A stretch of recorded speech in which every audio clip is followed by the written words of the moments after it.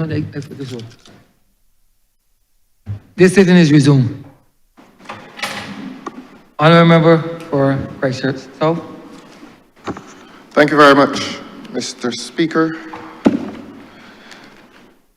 On Tuesday, we had a rather spirited and robust debate on the state of the Barbadian economy. And my address this afternoon, even within the context of the legislation that is brought before the House, what I say today is not intended as any extensive repetition of what I said on Tuesday. In fact, that debate will rest for what it was worth then, and I will reflect on a few other areas of this economy in rather more detail, although I promise that my presentation will be brief and indeed far shorter than it was on Tuesday. But admittedly, I have some questions for the government, and particularly for the Minister of Agriculture, the Honourable Member for St. Philip South. And of course, he is represented by the 10 present members of the government, so that they will feel free to speak on his behalf. But I do have some rather piercing questions for him as to the state of agriculture in this country. But before I come to that Ministry of Agriculture, I want to first reflect on the general context of what the Honourable Member for Christchurch East Central said earlier today. I believe this bill is called the Economic Diversification and Growth Fund.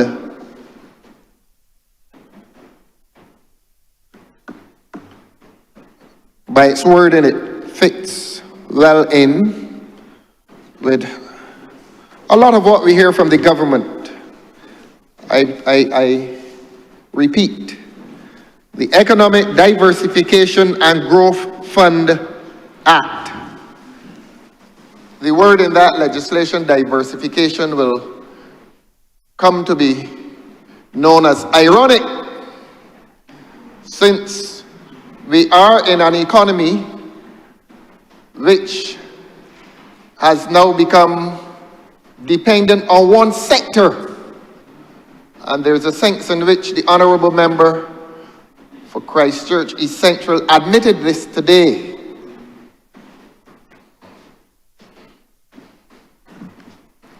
But here we are this afternoon, bringing a bill before this Parliament called the Economic Diversification and Growth Fund Act, I beg your pardon.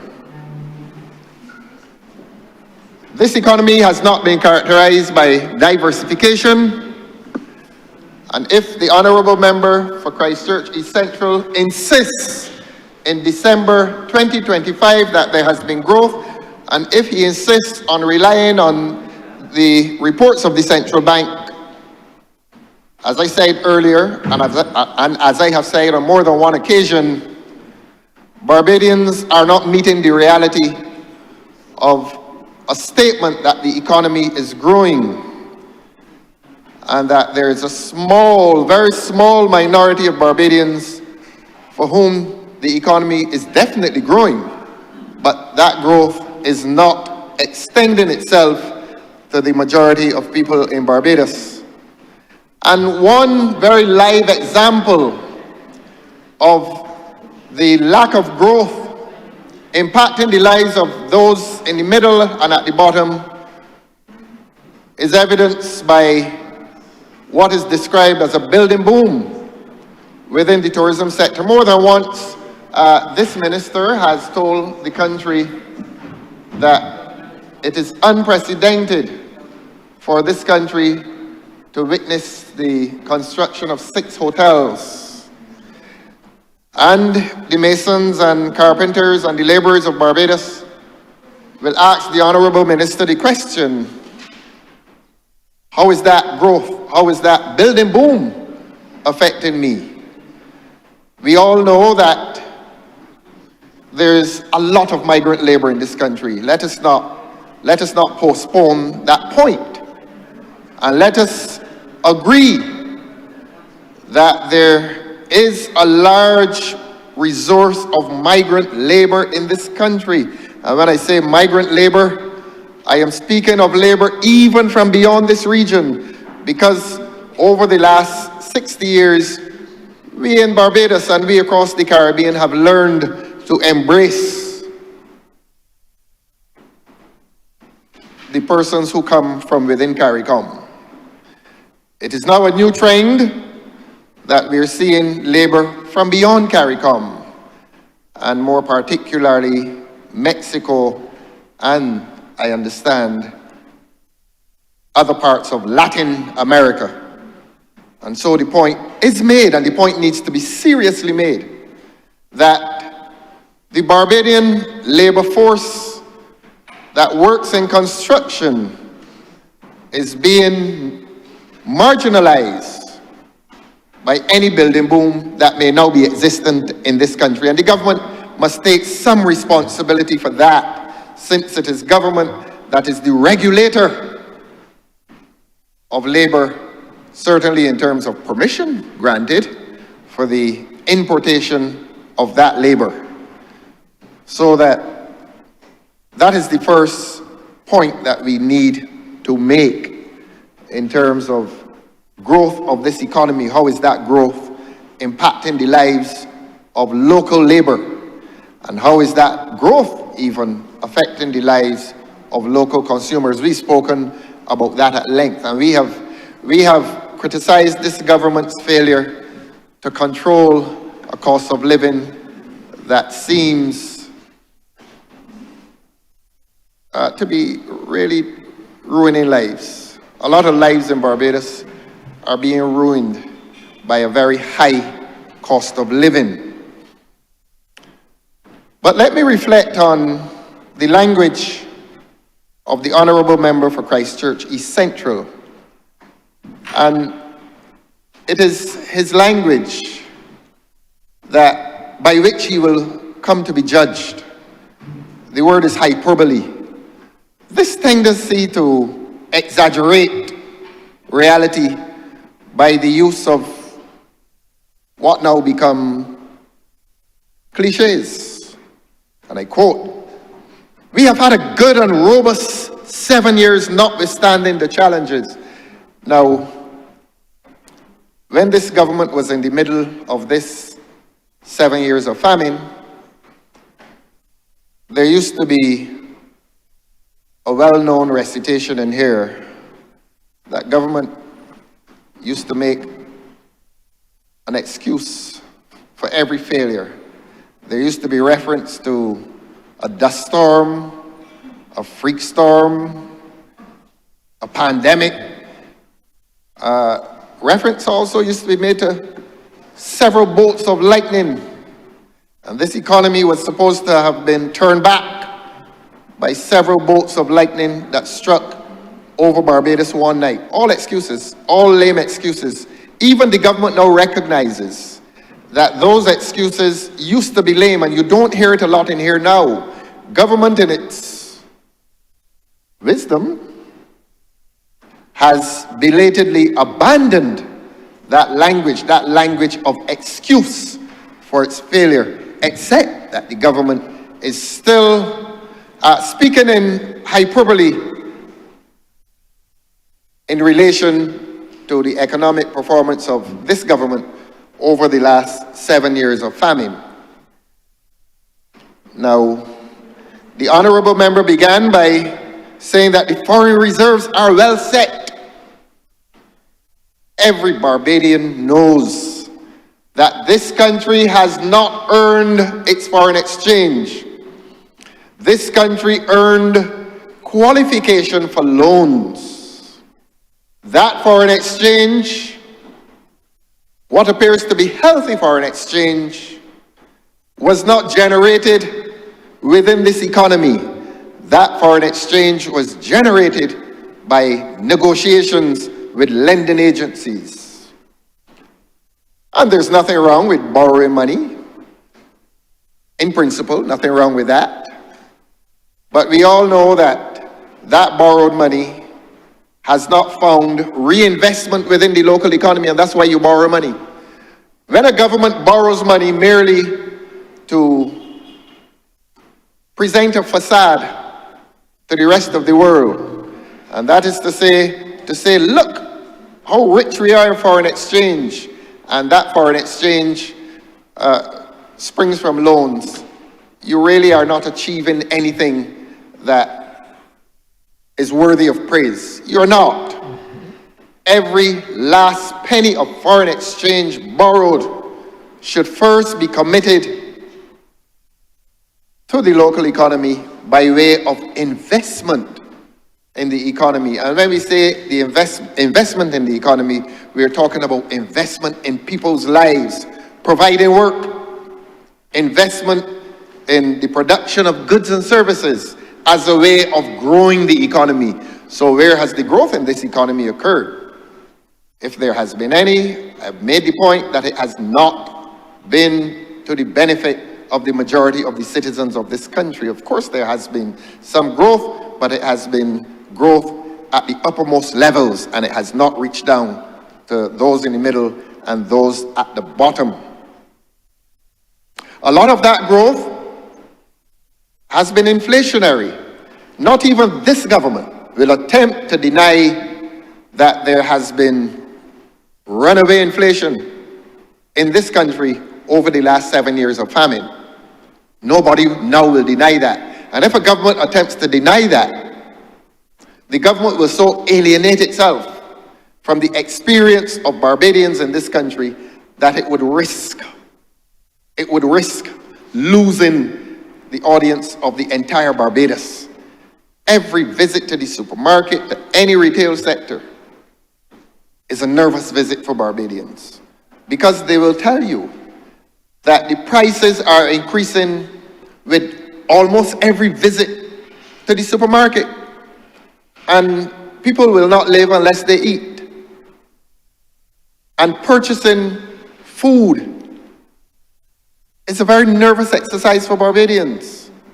And this is something this government must come to understand. And this government must come to understand that it has a very serious responsibility to control the cost of living in this country. It is too high. It is murderously high. And a government that promised 7 years ago to reduce VAT, knew 7 years ago that VAT and the rate of VAT was a major contributor to the high cost of living. Except, Your Honor, government has chosen not to give any attention to the rate of VAT. So it has remained at 17.5% in spite of government's solemn promise. Must have been solemn then. In spite of government's solemn promise to the people of Barbados to reduce VAT, 7 years later, 7 years of famine, and government has not cared to touch VAT. And for that, this government must be condemned. This government must be condemned by the people of Barbados. This government must be condemned by households in Barbados for having failed to keep a promise, and not only failed to keep a promise, but failed to address the hardship of people in Barbados. A visit to the supermarket, I repeat, is a nervous exercise, and government must take responsibility for the nervousness of shopping in supermarkets in Barbados, or indeed shopping at any retail operation. Government must be condemned. But 7 years later, 7 years of famine, and there has been no improvement in the experience of shopping in this country. So when we talk economy, we're not talking beautiful numbers. We're not talking slogans. We are not defining the experience of people in this country by a phrase called debt to GDP ratio. I've said it in here before, I've said it out of here, and I will say it again today. I ask this government to stop defining the experience of Barbadians by a slogan called debt to GDP ratio. It is becoming like a curse word, a word of curse upon the lives of people. The lives of people cannot be defined by macro analysis by macro language that asks struggling people to define their lives and to define success or failure by a slogan, debt to GDP ratio. I ask this government to stop it and to pay attention to the basic issues. Reduce VAT. Reduce VAT. And apart from reducing VAT, pay attention to the price control agency. Because one lives an experience in which there's price gouging. And if this government isn't aware that there's price gouging, this government had better educate itself as to the experience of people in this country. And so, I regard it as an offense to the intelligence of Barbadians when you stand up in a parliament and say to them that we've had a good and robust 7 years, notwithstanding the challenges. I don't know what those challenges are. But if this government says that the pandemic has been a major challenge, and if the average man agrees with the government that it has been a major challenge, and if we all agree that the pandemic has been a major challenge, we do so agree. But the other countries in the world had it. It was a global pandemic. It was a global lockdown. And even our neighbors in the Caribbean recovered in a way that this economy did not recover. In other words, the recovery after the pandemic in our neighbors' economies was more impressive than the recovery here in Barbados. That is a fact. That is a fact. The recovery in the other Caribbean economies, that you all will get a chance to speak. And when you speak, you will speak in my silence. You will speak in my silence. So if it is not my house, but this is my voice and I have a right to speak now. Honourable member. So don't try to shout me down. Your Honor, I am shouting because I want my voice to be heard above those who are trying to interrupt me, and I am making a point. You got a point of order? Yes, So be it. I'm truly grieved, Mr. Speaker, but on a Honourable point of member order, for NGM South. it is not factual. He cannot demonstrate any figures to indicate that.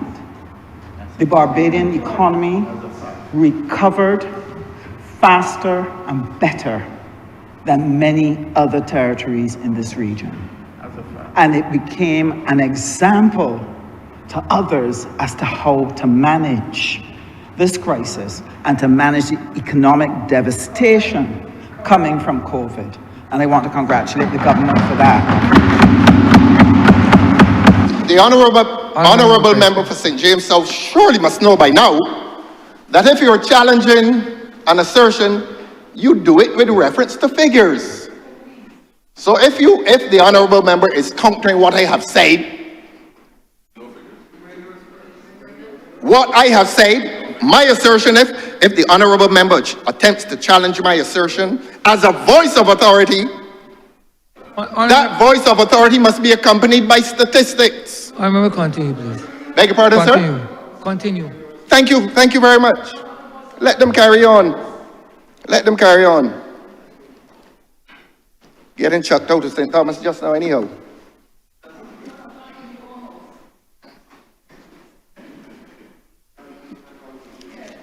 All of the honourable member for St. Thomas, all her speeches are made while sitting. Honourable member, please continue.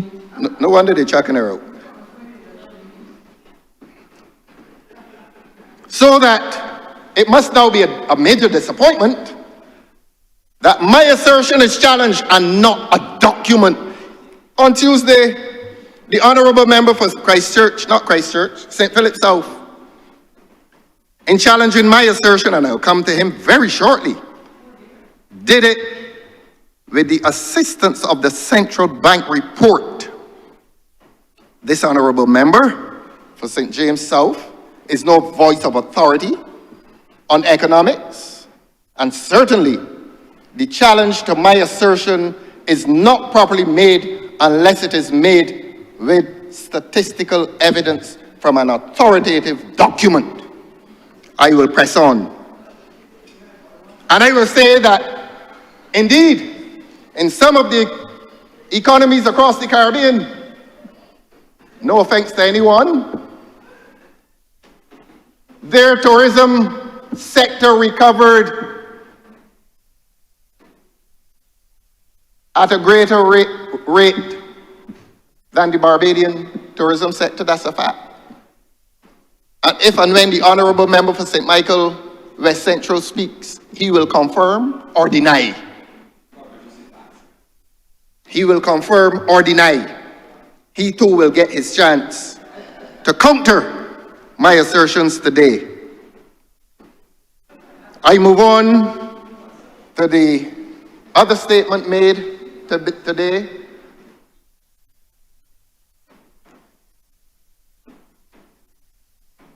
What you're hearing was not an echo. I am going to appeal to you now, sir, to ask the honourable member for St. Thomas to endure. If she decides to stay awake, please let her endure my contribution in silence. Honourable, please continue. Thank you very much, sir. If she stays awake. The honourable member for Christchurch East Central said, and I quote, "The foreign reserves are well set. We need not repeat the source of those foreign reserves." Look, 2 years ago I was hearing in here this boast about the foreign reserves. Ask this government where those foreign reserves have been generated.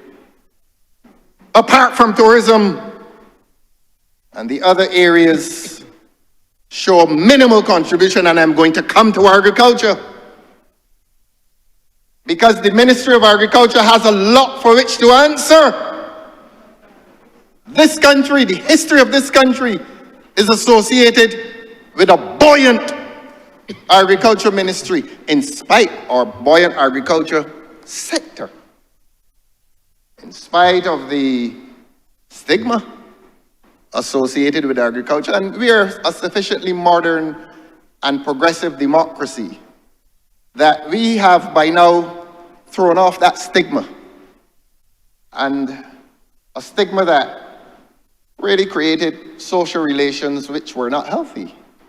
But in a modern democracy, you learn to apply to an industry, or you learn to work in an industry with commitment to that industry, and to treat it as an industry with its own worth, with its own credibility, with its own value.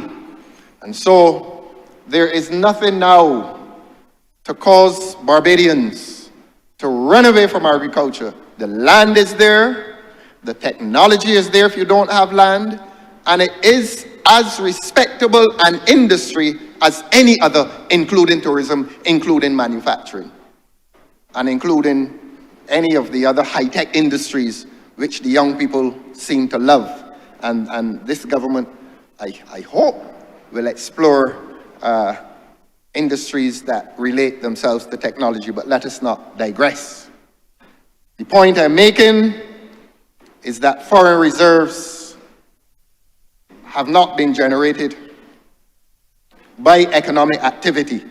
They have been generated by the skill of negotiation. And of course, it seems that that skill is very expensive. We don't have a Freedom of Information Act, but I previously asked this government to give account for the fees, the commissions paid to individuals, whether local or foreign, because the obligation to repay includes those sums that have been paid to individuals. And I will say this now, that it becomes a corrupt practice if the people of this country are committing themselves to loans through the agency of government and they cannot be aware as to the question of fees. It is not a secret. It ought not to be a secret, but it is a secret. Alas, it is a secret. And if this government cannot find enough respect for the people of this country to give full disclosure in relation to loans that it is taking, something becomes rotten in the state of Denmark. Something becomes even more rotten in the state of Barbados. I ask this government to make full disclosure. All the petty talk about being well set with foreign reserves that came into this country by loans, and the details of those loans are not given. But somebody and some bodies are running off in great wealth. Great wealth. Because when a government admits that it has borrowed billions of dollars over the last 7 years of famine, and this year in excess of $1 billion, somebody has been made wealthy. It certainly is not the people of Barbados. They can get vexed, they can be embarrassed, but make the disclosure. Make the disclosure to Barbadians, because it seems that there's a small subset, there's a small population of persons, and a very small population, perhaps fewer than 10 people. 10 people or fewer who have become wealthy off these loans. Off these loans.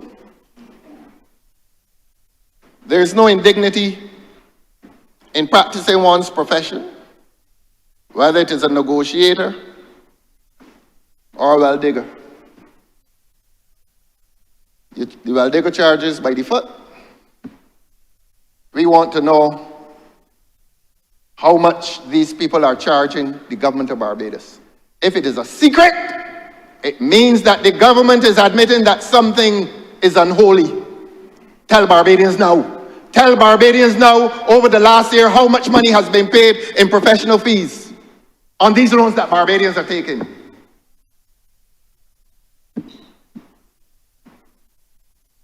The other statement made by the Honourable Minister, we've had 17 quarters of continuous growth thanks to the Honourable Member for St. Michael West Central. I don't change my tune. On Tuesday I came in here and I commended, like the member for St. Michael for Christchurch West, Christchurch East Central. I commended that minister for commitment to duty. Like East Central though, I say that perhaps his commitment to duty has resulted in a local casualty, a constituency, but that is one of the hazards of the job. If you're busy in government and you're busy in the foreign capitals of the world, and I'm not criticizing that honourable member's travel, because a tourism minister must visit the home of his guests.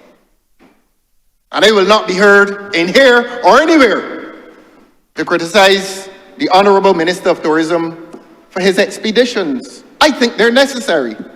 And in saying that they are necessary, the people of Barbados must now call upon the Prime Minister of this country to give account for excessive foreign travel at great expense to the people of this country. This is not any sacred ground. The people of Barbados are entitled to know what value the Prime Minister's travel has brought to the people of this country and what value it has brought to this country. I'm not today going to deal with any other minister. The Prime Minister of this country must be called upon to answer for being out of this country every week and a half. That is not sacred ground. That is something we are entitled to know. And in the good old days of government, the Government Information Service used to give details every time a Prime Minister left. They even used to cover the swearing-in ceremony at the airport.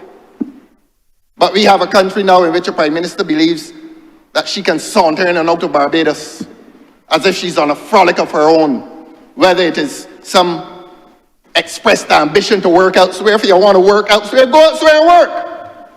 Go elsewhere and work, and I'm not being offensive. The time has come when the people in this country must demand the full attention of a prime minister to the affairs of this country. Must demand it. Must demand it. And I tell you, Your Honor, it is an offense to the people of this country when they elected a government, knowing that they were electing a primus inter pares, the first among equals, and that first among equals has not had the respect for this country to spend 2 straight weeks here. 2. It has become, look, this is the first epidemic since COVID, an epidemic of prime ministerial travel, and I am not afraid to say that. This prime minister has to spend some time here, and not only spend some time here, but spend some time here working. And if the Honourable Minister of Tourism is working here and overseas, the Prime Minister has to do the same. Follow that example. Follow that example, and that is something that the people out there are whispering about. Well, I'm not going to whisper about it in here. I'm not going to whisper about it in here. It must become a matter of national concern. This dereliction of duty. And Your Honor, look, I can tell you now the purpose of some of the trips. I can tell you now, sir, the purpose of some of the trips. Look, don't get me vexed here. I am going to tell the purpose of some of the trips. And look, the purpose of a lot of those trips has nothing to do with Barbados' political, social, or economic development. A personal ambition. A personal ambition. With money spent. Taxpayers' money spent. Mr. Speaker, honestly, I cannot say a point of order. Clearly, the honourable member has been a member of this House for a long time, and he's well aware that he's standing in order to speak very clearly to imputing improper motives on another member. And I clearly think, I was listening very, very carefully, and at one point it was close, but I do think now he has crossed over and is imputing improper motives on another member. And I was asked that this comment be withdrawn. I am asking this government, in the person of the Honourable Prime Minister, to bring to the people of Barbados disclosure as to the purpose of every trip and the global cost of those many trips. That is not to impute improper motives.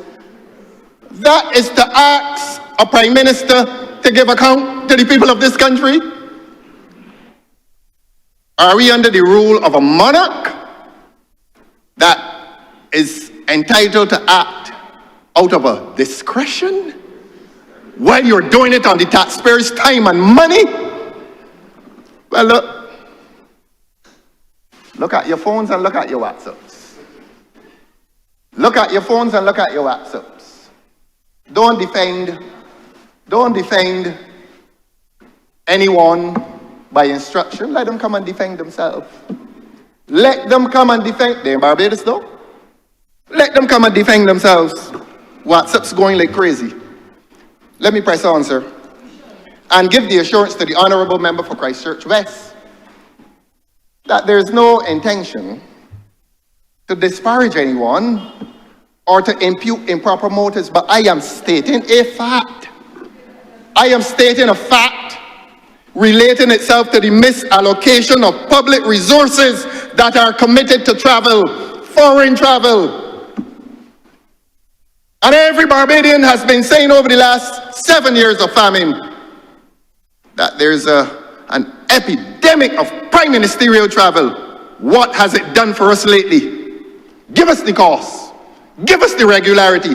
Give us the destination. Give us the cause and the purpose. We don't have any monarch in this country that is entitled to immunity from disclosure, in relation to public funds and in relation to dereliction of duty from a public responsibility to behave and to act like a prime minister of this country, to come.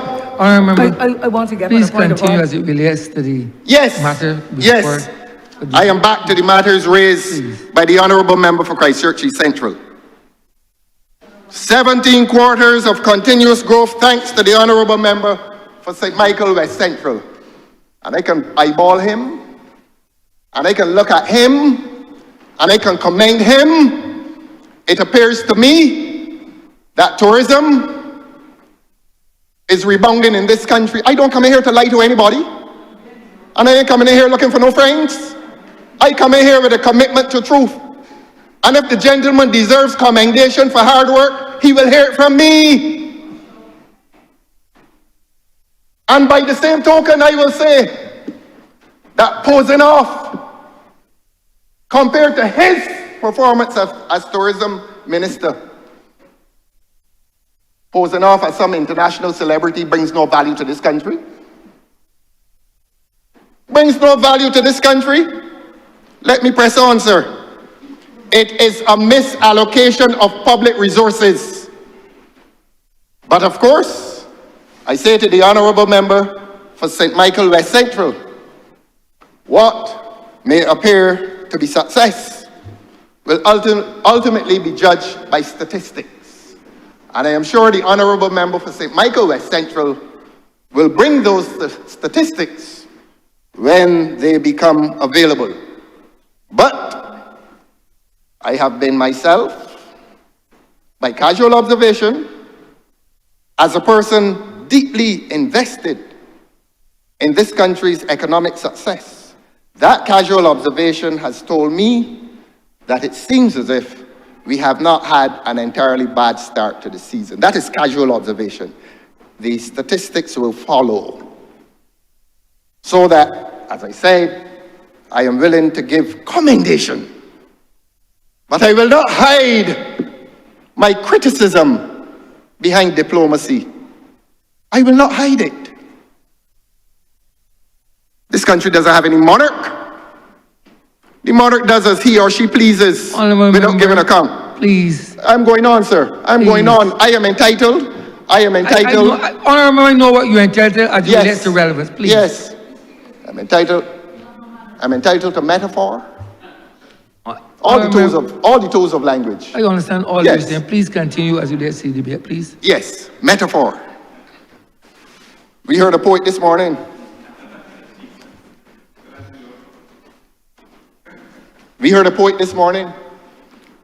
Nobody stopped him. Let us come now. I quote, 17 quarters of continuous growth, thanks to the member for St. Michael West Central. I believe, sir, that when the Honourable Member for Christchurch East Central was speaking, not only was he praising tourism, not only was he praising his Minister of Tourism, but he was disguising his chastisement of the Honourable Member for St. Philip South, who is the Minister of Agriculture in this country. And I challenge the Honourable Minister of Agriculture to say what is the true state of agriculture in this country. And he will not hear me extensively today on the matter of the sugar industry. He will not hear me extensively on that. Because what the people of this country are going to discover very shortly, in those famous words, that they will wake up one morning and they're not going to see any canes. That prophecy may well come to pass under the administration of the present Minister of Agriculture. And that is not a personal attack, my friend. That is an objective criticism. That is an objective assessment of an industry that is being allowed to fail. And Barbadians must be told something. Barbadians must be told that the BAMC, which was closed some 2 years ago, in fact, I'm going to put it differently. Barbadians are entitled to ask what has happened in the aftermath of the closure of the Barbados Agricultural Management Company. What has happened to the sugar industry? What has happened to cane? And just as I look around this country and see much activity and much vibrancy in local tourism, I am seeing, by casual observation, an obvious decline in agriculture. And therefore, I now want to ask this minister a number of questions. We're here today talking about diversification. And if this legislation intends to diversify, the experience of this government over the last 7 years has not been one to diversify this economy. And if the two pillars in this economy have been tourism and agriculture, this country is now resting on one pillar. This country is now resting on tourism alone. Any Barbadian can see that. And the Honourable Member for Christchurch East Central, I beg your pardon, acknowledged that not only today, but in several speeches made earlier this year. And as I've said, casual observation of our coastline will indicate to the average Barbadian that an emphasis is on tourism. And one might be tempted to say an overemphasis. But that may be an economic value judgment which one does not wish to make unless one makes deeper analysis. But, Your Honor, this government overemphasizes tourism. And this government has overemphasized tourism while a Minister of Agriculture has been off the job. And I'm not meaning to be offensive towards him. I'm not meaning to be offensive. But it feels as if the Honourable Minister of Agriculture is off the job. Drive around Barbados. I was prepared to drive around Barbados and look at tourism. I drive around Barbados and look at agriculture. And it appears, Your Honour, as if the thing is dying. And if I call upon the Honourable Member for St. Philip South, the Minister of Agriculture, to give account today for the state of agriculture, what can he report to Barbadians? Can he say to Barbadians who are driving around this country, this pothole country,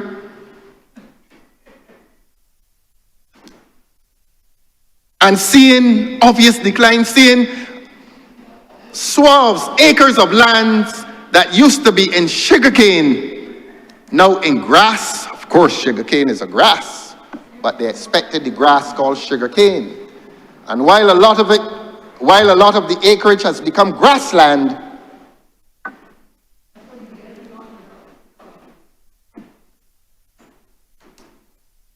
non-sugar agriculture, there's no evidence that there has been any increase. But we will ask questions today. The Honourable Minister of Agriculture likes to answer questions. And when I made my assertions this week in a very angry response, the Honourable Member answered some questions. Well, I want more anger today, and I want more answers today. So I have some questions. I will begin with an anecdote. A few weeks ago, on Robert Street, I was offered, by way of sale, some agricultural produce. And when I interviewed the young man, we always must, you know. He said that he is from St. Vincent, and he brings his produce from St. Vincent. He sells it here, and I made further inquiry. I said, you know, in the early days, the schooners used to come right out there in what we call the wharf. They would offload. I don't even know if they went through immigration and customs and that kind of thing. It was genuine Caribbean integration. And they would come by that wharf, offload mangoes and other produce, and walk through Barbados and sell them back on the schooner back to St. Vincent. That was Caribbean integration at its best. I say that to say, Your Honor, that that was an example as to what is happening in the agricultural sector. And therefore, that impels me to ask this Honourable Minister a number of questions. The Honourable Member for Christchurch East Central said that we are confidently moving into 18 months, 18 quarters, I beg your pardon, of growth. 18 quarters, that's a long time.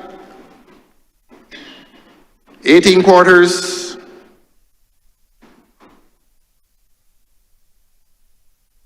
is a long time. I asked the Honourable Minister of Agriculture to give a report to Barbados through this Parliament on lamb production. And you know, when I first came in here and talked about sending the sheep to Guyana, nobody knows yet why. We don't know if the sheep are alive, dead. We don't know. No report has been given to this country. No official report has been given to this country. When I asked it last year, when I asked what happened to the sheep in Guyana, I was told that a gentleman was going down there to count them and he would come back and report. So we give a man a plane ride and 2 or 3 nights in the Marriott in Georgetown to count sheep and to come back and tell Barbadians how many died, how many are alive, and how many are about to be slaughtered. No report has been given. No satisfactory report has been given. And I say that in asking the question of the minister.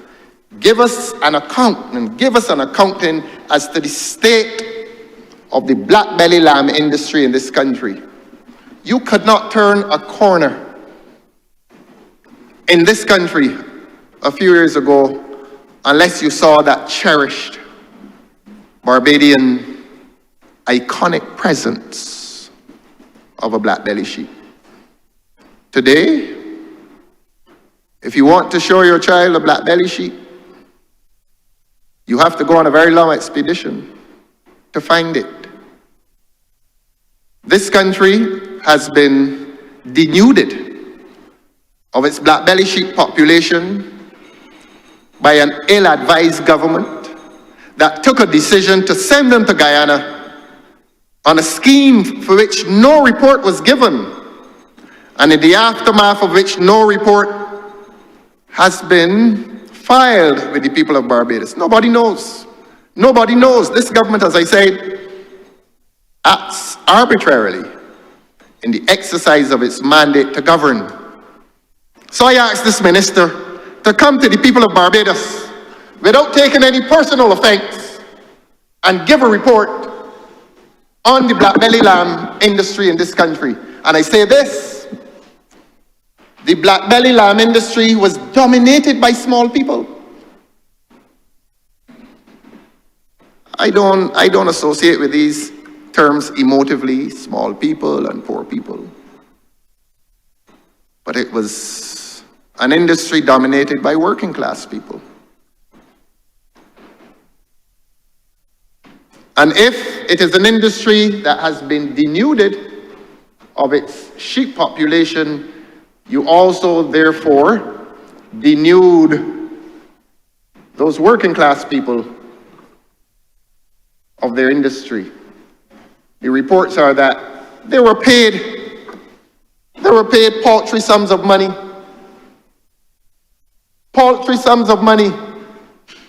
Some of them took it because very few people in an economy that is struggling will refuse even paltry sums of cash. How ironic, because we talked earlier today about the eventual disappearance of cash, but a lot of people were offered paltry sums of money. They took it, and we now have an industry that is in decline. I want to come to pork, though. I want to come to pork. And I will pause and ask the Honourable Minister to further explain a statement that was made by him in here earlier this week.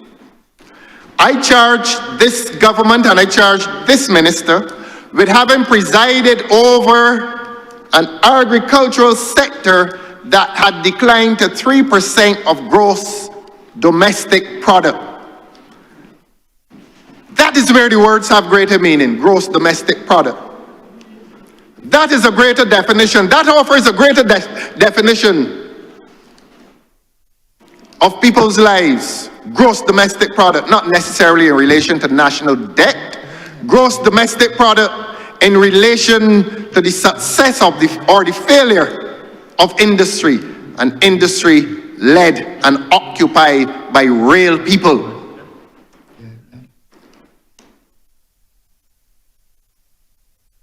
The Honourable Minister got up and said that the central bank has now said that agricultural production has increased by 10%, and the emphasis was made on 10%. Now, the unsuspecting may have believed that agricultural production had gone to 10% of gross domestic product. I had to remind the Honourable Minister that 10% of 3% is minuscule. Minuscule. That a 10% increase over 3% is small, very small, and it is nothing to boast about. But I'm going to ask, and I'm not going to challenge what the central bank said today. They're professionals in that area. And I don't pretend to be an economist. I don't pretend to be one. But that is nothing to boast about. So tell Barbadians that the real figure is not 10%, that it is 10% of 3. That it is minuscule growth when one considers that it pertains to 3%. So it is nothing about which to boast. So we ask the question, has lamb production contributed to that minuscule increase in agricultural production? Or is lamb production down with the export of our precious stock to Guyana? That's the question. A point of order, Mr. Speaker. I think we've endured quite some time listening to the Honourable Member. This Economic Diversification and Growth Fund Act, Economic Diversification and Growth Fund Act, relates to qualifying companies, which is defined as a company which has a real and substantial economic presence in a jurisdiction other than Barbados, and also engages in or intends to engage in real and substantial economic activity in Barbados. So it's two things. Two things. You must have a real and economic presence in a jurisdiction other than in Barbados and do business in Barbados. And it seeks to establish a fund for specific purpose. Y'all remember it's ranging far and wide, but it does not accord with the principles of debate under our standing orders or under well-established parliamentary practice. I respectfully suggest that he rein himself in and focus on the subject matter of the debate. The honourable member may not have been present during the address by the member for Christchurch East Central, who ranged far and wide. Who ranged far and wide as to economic performance in this country, who dealt with business in Barbados. The Honourable Member for St. Joseph has just told this Parliament that it pertains to business in Barbados. I am talking about business in Barbados. Speak to the Honourable Member for Christchurch East Central, who said in here this morning, who spoke as to the economy, and who spoke to the economy in general terms and in specific terms. I am reserving the right to speak in general and specific terms as to the performance of this economy in Barbados and out of Barbados. And I'm going to come to out of Barbados very shortly. I resent the attempt by the Honourable Member for St. Joseph to circumscribe what I am saying in here today. My debate, the content of my debate will not be circumscribed. Honourable, I'm speaking. You want to circumscribe what I have to say?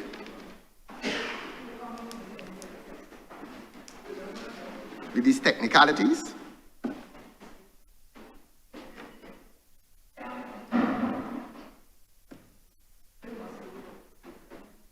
Honourable member, when they speak, right, this chamber listens. And you are no exception because you are the leader of the opposition. So I just want you to remember that there's a level of decorum expected in this chamber. And that decorum must continue at all times, regardless of whether you're the leader of the opposition, whether you are the honourable member for Christchurch South. I just want you to remember and understand that. Continue, honourable member. Thank you, sir. Points of order to circumscribe the content of a debate. Ought to have listened to the honourable member for Christchurch East Central, who ranged far and wide in here this morning. Honourable member, please continue. I'm grateful to you, sir. Honourable member, please I am continue. really very grateful to you.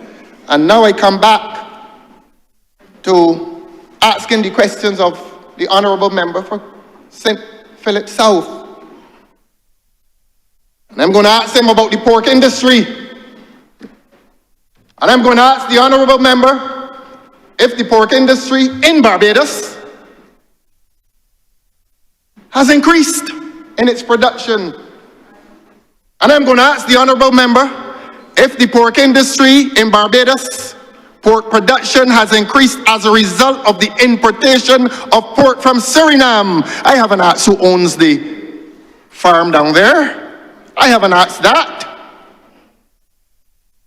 I haven't asked that. I have asked if the pork industry, the production in the pork industry has increased as a result of the importation of pork from Suriname at the expense of the local pork industry.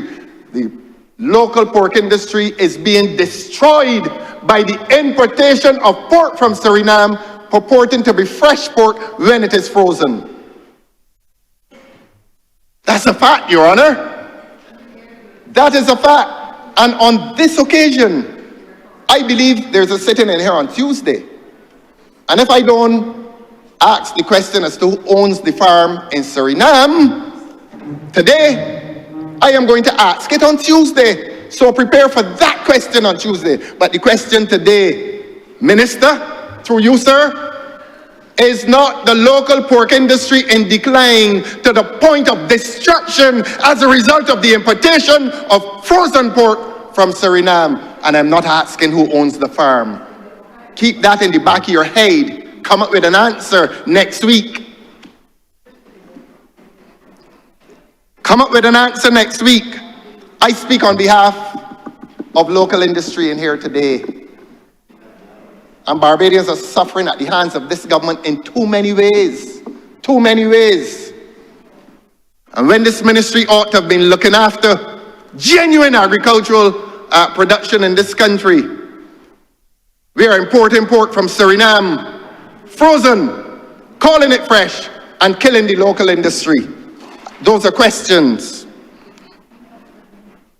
Honourable Minister of Agriculture, through you, sir. Are we importing butternut squash from Honduras?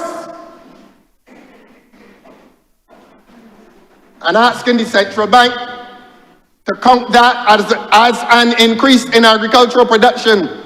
This 10% increase in production may well have nothing to do with local production, but it may have more to do with importation. Are we importing butternut squash from Honduras? And therefore augmenting the numbers relating to agricultural production? These are serious questions. Mr. Speaker, sir, I tried very hard not to engage the Honourable Leader of the Opposition, but just to clarify for Hansard, central bank reports are based on local production only, not imports. Imports are not counted in the central bank report. Thank you very much. Thank you very much. I will make the charge, and I may well make the charge, that agricultural production, the statistics relating to agricultural production may be extending itself to those imports. And I asked the question, the minister has kindly and politely given his answer, and he's been very gentle. And I appreciate that gentleness of response. But I have some more questions. You drive along the highway, and I used to think that these watermelons were produced in Barbados. Pumpkin and watermelons from Guyana. The honourable member has given the answer in relation to pork.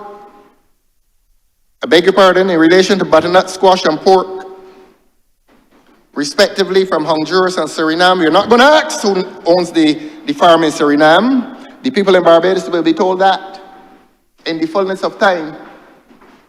And I suspect that's why the point of order came. I'm not ready for that yet, my friend. I'm not ready for it yet. Not ready for it yet.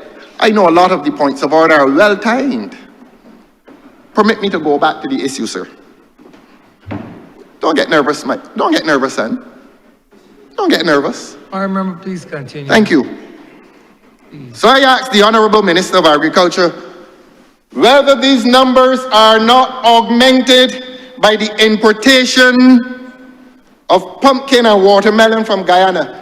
He can give, the honourable member can give a single answer at the end. I don't expect him to jump up every time. But I am charging that the figures of agricultural output are including these items, these articles, this produce. That is my assertion. Mr. Speaker, this is the last time I will rise, just because I need to protect the integrity of the officers at the Barbados Statistical Department and the Central Bank. I will state again that all production numbers for the Central Bank report are taken only from local production. I wish the Honourable Leader of the Opposition would withdraw the accusation on the integrity of the officers in the Barbados Statistical Service and the Central Bank of Barbados, and indeed the Ministry of Agriculture. He should do the honourable thing and withdraw the statement, Mr. Speaker, sir. Like the honourable member,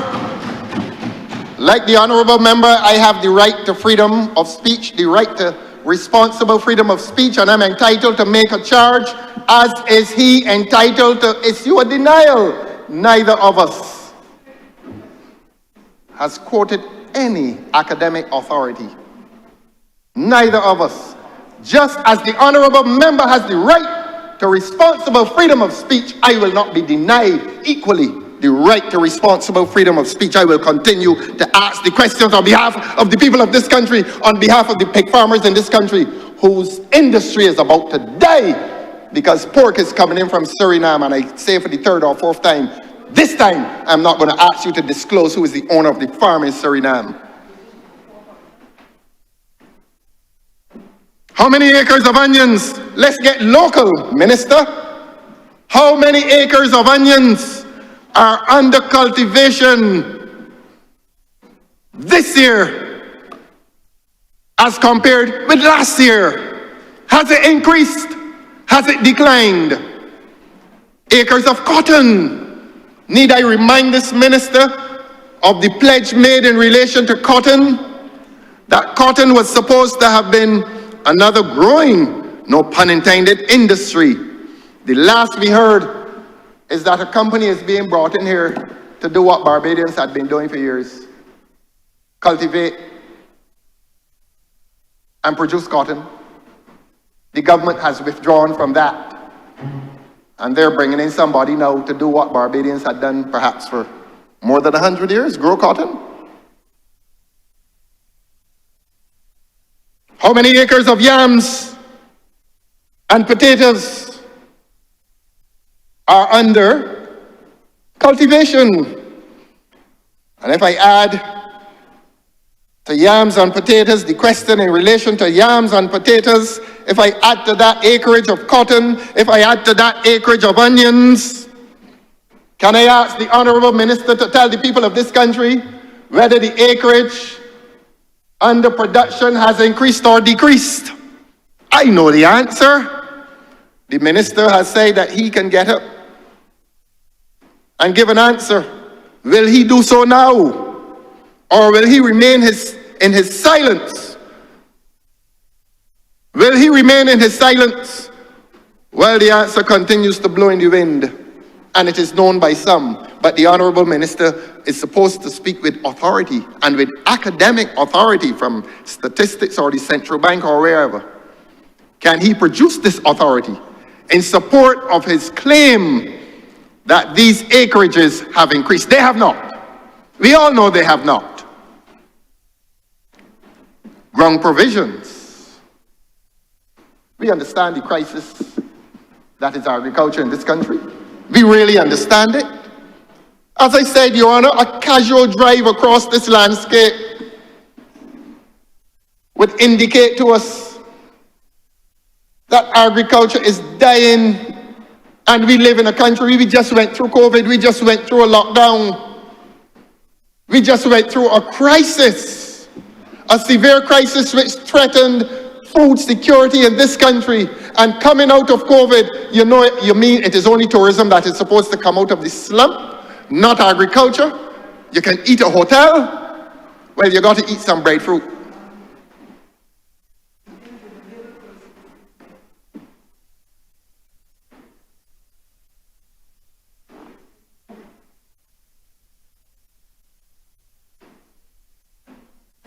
I call it, sir, the most severe crisis in agriculture that has ever afflicted this country is occurring right this minute while we stand in this parliament and speak. And the Honourable Minister need not take personal offence. He is part of a government. And he ought to be the beneficiary of good leadership, not absentee leadership. And it is in that context that I refer to the absence of the Prime Minister from the affairs of this country, because the Prime Minister has not presided over government and administration in this country, has not given proper leadership to the ministries in this country. And everything has gone awry. A minister can sleep on the job, or he can choose not to report for the job. And I'm sorry, Honourable Member, for Honourable simply Member, please continue. Yes, as it relates to the, on the path, straight and narrow, straight and narrow. As it relates to the bill before you. I'm obliged to you, sir. Straight and narrow will lead to salvation. I'm obliged to you, sir. Finish it now. Finish it now. Not going to torment you all for the whole afternoon. If the truth torments you, you know, that's just the way it has to be. I will continue, Honourable Member. There were plans for a great ferry to move agricultural produce across this Caribbean space. Again, through you, sir, I ask the Honourable Minister of Agriculture, has the ferry sunk? What has happened to those plans? What has happened to those plans? We know not. Let them grumble. Let them grumble in their agony. They are simply a failed government. They are a failed government. They are an embarrassed government. And if there is no satisfactory answer to these questions, this economy is on a trajectory of failure because it has not been able to be multi-sectoral, genuinely multi-sectoral. It has not been able to diversify according to the meaning within the bill, and it means that we are leaning on one pillar, the pillar led by the Honourable Member for St. Michael West Central, And it is not so much that I wish him well, but I wish the survival of this country well. I am a patriotic Barbadian, and all of us want to see it do well. And I have said before that a lot of Barbadians are of good mood and temperament during tourist season because they feel the presence of prosperity. They feel the presence of a chance for survival. You watch taxi men during the tourist season, they're different beings. We want a successful country. We want a successful tourism industry. And we also want a successful agricultural industry. I'm sorry, Your Honor, we are not having the latter. The latter is in a state of dismal failure. We are not diversifying according to the meaning within this legislation today. And I have not come yet to the coup transaction. That transaction in which the sugar industry, which has been relinquished by BAMC some 2 years ago, is now in a state of abeyance. No one knows. And if the Honourable Minister of Agriculture knows and can say to us, where will be the sugar industry in December next year? Of course, if the people of this country are conscious and wise to what is happening in this country, this parliament may well be differently constituted next year. May well be. May well be. May well be. May well be. They come to life. They come to life. And you know how ironic it is? How ironic it is that a failed member for St. Joseph is piped up on this one. Honourable Member, please continue. Yes, I would love to Honourable, continue. continue the debate, please. Honourable Member, please. I would love to continue. Please. Carrying a title with him. Honourable Member, please continue as Yes. he lays the bill before the House. Well, look, I'm responding when he pipes up. You hear him again? You can hear him? Honourable Member, you are dealing with the bill.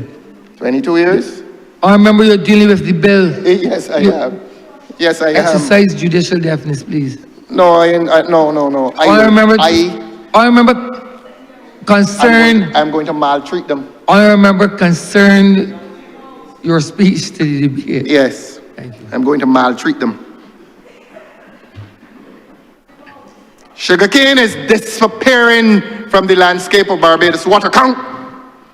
This Honourable Minister owes it to the people of Barbados to come to this chamber today through you, sir, and tell the people of Barbados what shall be the destiny of the sugarcane industry next year.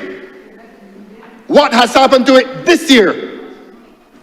What plans, what miraculous plans does he have for sugar industry? Or will it go the way of cotton, which has been exported to foreign expertise, upon whom we wait to come and revive it?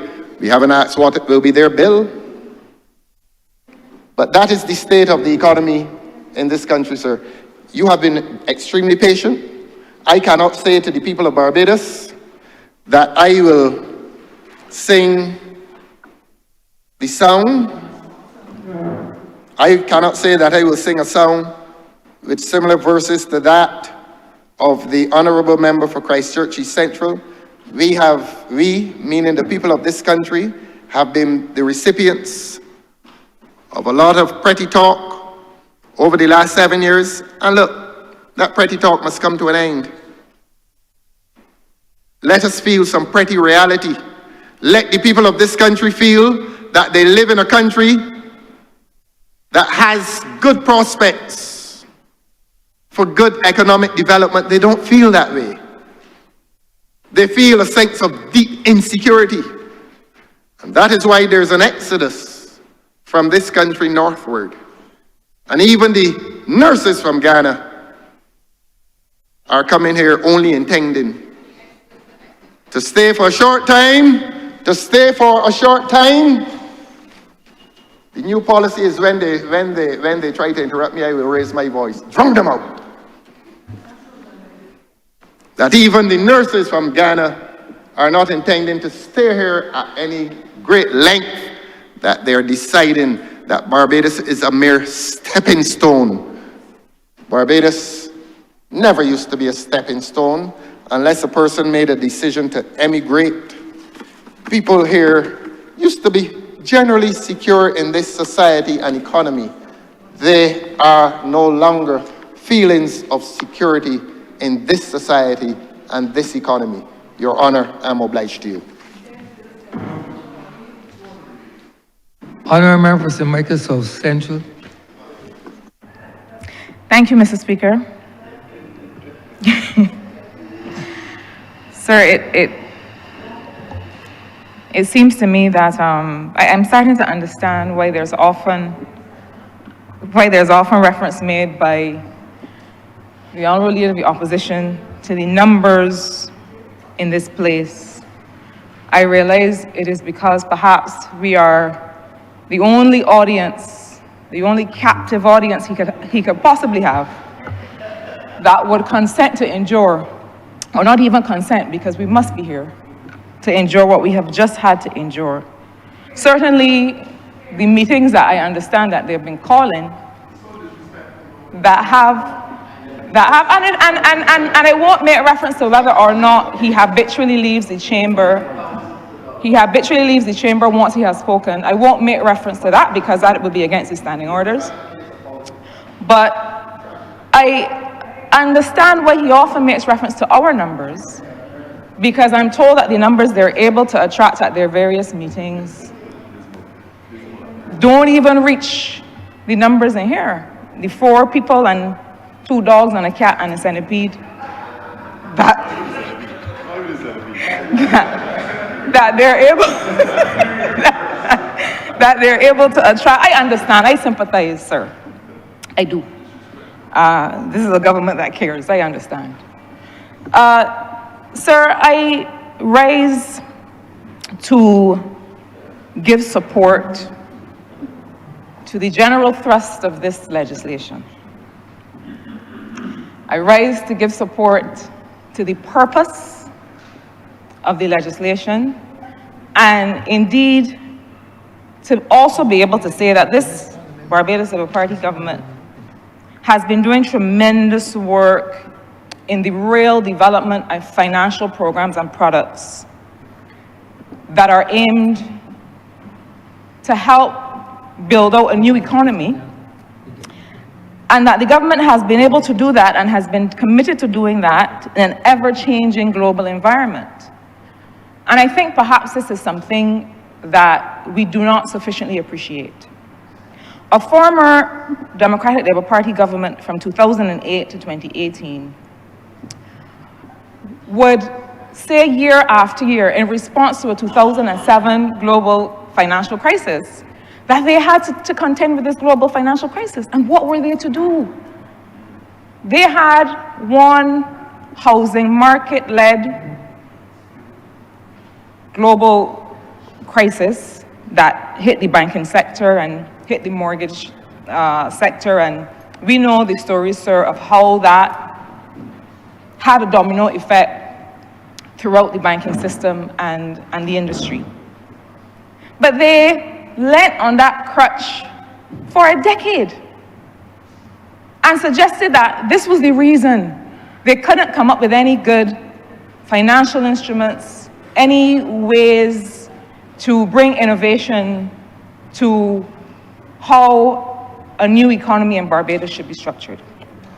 And sir, I will never, not at the pleading of the Honourable Leader of the Opposition or anyone else, fail to remind us all what this country has recently experienced in the last 7.5 years. Sir, a pandemic is a 1 in 100-year event. And I think that sometimes what happens is that when an event of such magnitude is so well and carefully managed by a government, it looks easy. People think that it is easy.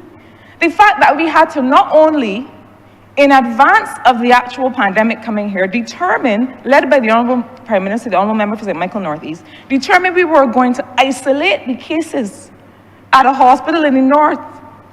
Sir, the other members in here will attest that when that decision was made, certain leaders in other jurisdictions were still saying that COVID was going to go away and not leave the East. When that decision was made by us here in our region, there were other countries that thought, oh, there's a virus in China. It's never going to make it out of China. It's never going to make it here. And we had the foresight to be able to begin planning the health response, the infrastructure response, but further to that, the financial response. Such that we were able to partner with multilateral institutions like the Inter-American Development Bank to help set up a facility for small and medium enterprises, self-employed people, for anyone who would take a hit from the shelter-in-place order that the world was under. Sir, an 18% contraction in the economy, one of the highest in any tourism-based economy in the world. But conversely, one of the fastest recoveries from that 18% drop of any tourism-based economy in the world. And so, I will never stop reminding us all of where we have come from and the environment in which we had to respond. I will never stop making reference to the pandemic, and in fact to learn the lessons that we learned from the pandemic, nor to the ash fall. That was nothing short of an apocalyptic event when you look out your window and it felt like 30 Days of Night, as the horror film buffs would remember. Nor to the hurricanes or other extreme weather events that we had. No, we should not stop making reference to them. And it is not to be able to find an excuse or to lean on a crutch the way the Democratic Labour Party did for 10 years over one economic crisis. But it is to understand and learn from the kinds of instruments the government had to craft to be able to keep an economy afloat, to keep food literally on people's tables, to be able to make the kinds of social investments together with partners in the third sector and in the private sector and in the multilateral community that would mean that people could thrive coming out of the event. And so I will never, sir, fail to mention those or to make apologies for the kinds of financial innovation and sound economic management that this government has exercised. Sir, my intervention today is an encouragement for us to continue with that sound economic management and with that rigor in the instruments that we develop. And I say that with reference to this Economic Diversification and Growth Fund bill, which I believe is an opportunity for us to take stock of what really is our approach to industrialization or reindustrialization, and to be able to give account for the efforts we have already made, and to be able to situate this fund within a framework, to acknowledge that this is not a standalone facility. It cannot be. It should not be seen as such, nor should it be treated as such. And sir, I will tell you why. This country has established a number of funds and facilities.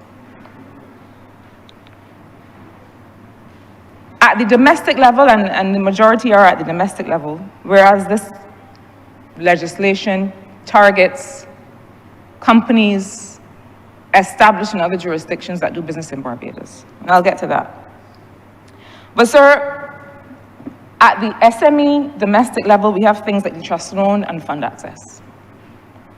We have within BIDC Export Barbados a special technical assistance fund whose purpose, and I recall that it had been paused, funds were replenished, I believe, in budget year 2024-25, and the purpose of such a fund is to be able to help cover some of the, well, first of all, to target export-oriented business, and to cover some of the costs that of slowdown in cash flow would prevent them from covering. It was also intended to help with issues of technology transfer, which I will also get to shortly.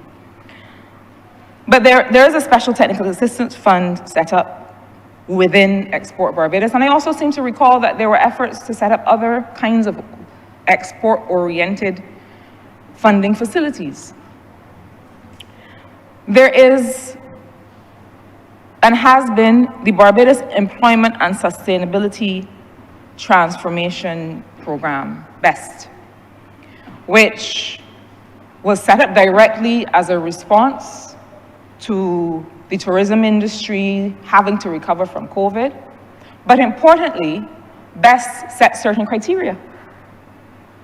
That said, you will have access to this financing if you are investing in modernizing your plant, you are investing in digital transformation, and you are making certain commitments with respect to your labor force, among the criteria.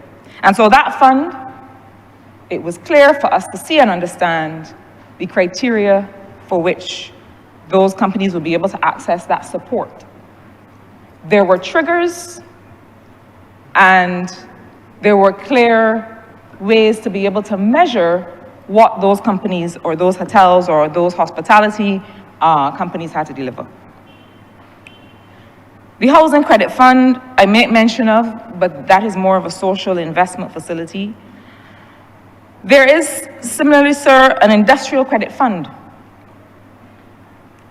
There is, as well, an enhanced credit guarantee fund that is administered by the Central Bank of Barbados that is also meant to help offset the risk of certain kinds of projects in which commercial banks would tend not to have an interest.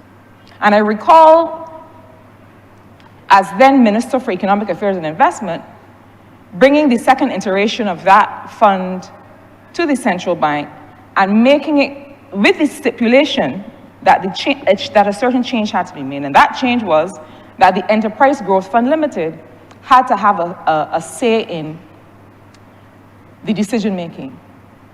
And why? Because what was happening at the time was that the facility was simply being used in cases where commercial banks didn't care to take any risk at all. And we submitted that this was not the purpose of the facility. The purpose of the facility was really to be able to address, to be able to bet on people's ideas, especially innovative ideas, technology related to climate and so on, and to be able to provide financing for those people, and that EGFL would be well placed to be able to do that. But sir, I come now to the Enterprise Growth Fund Limited, EGFL, which, to my recent knowledge, was managing a series of funds. So I'm still itemizing, sir, the number of funds that are meant to target economic growth and arguably diversification. EGFL has been managing the Agricultural Development Fund, established by the Agricultural Development Fund Act of 2001, the Energy Smart Fund, which functioned from a loan program with one of our multilateral partners, the Export Promotion and Marketing Fund, the Industrial Investment and Employment Fund. And I want us to listen to the nomenclature, because these funds were established to do arguably what the current fund is established to do. The Innovation Fund, that's number 5, being managed by the EGFL. The Small Hotels Investment Fund, the Tourism Loan Fund, the Trade Receivables Liquidity Facility, and EGFL, for its own account, was also managing their own fund. Sir, I make reference to these things because I consider the moment that this bill comes here as an opportunity for us to take stock of the kinds of investment that we are making for the purpose of export growth, for the purpose of economic diversification, and for the purpose of job-led inclusive growth in this country. And so my remarks are meant humbly to provide a bit of guidance for what I think must be presented holistically by government as a framework for how we will see the kind of diversification that we would like to see in this country. Certainly, by first being able to say, well, what is it that this fund is going to give us that those 15 or so that I have just made reference to have not? I think that it is a moment for some of that reporting and some of that accountability. Because if we are satisfied that we have not seen what we needed to see from funds such as the Innovation Fund, the Industrial Investment and Employment Fund, which, if we listen to the name, is meant to address all of these deficiencies in the economy. I think that we need to do some stock taking of those, and to be able to contextualize the conversation on this bill with respect to what have those failures been and why. Sir, Barbados' industrialization challenge is not a problem of capital. To the extent that in this legislation, we are requiring these companies to first prove productivity within 3 years, to then be able to access this fund, it means that such a company would already have to have capital on which they have been operating, will already have to have a certain number of jobs in place to be producing on the basis of those jobs, and should have brought with them the kind of structure that would allow them to produce. By definition, that's what is required by the fund. I cannot imagine either, sir, that Barbados' industrialization or reindustrialization challenge is a problem of incentives. Sir, in the 2024 budget, there were certain announcements made with respect to a fiscal incentives framework. That fiscal incentives framework made reference to things like an additional 25% non-refundable tax credit being introduced to boost the 50% research and development tax credit for projects related to the ocean and to the greening of the economy. Similarly, for projects related to that will result in net zero emissions in Barbados. Similar incentives for investments in projects that promote the government's national development strategy.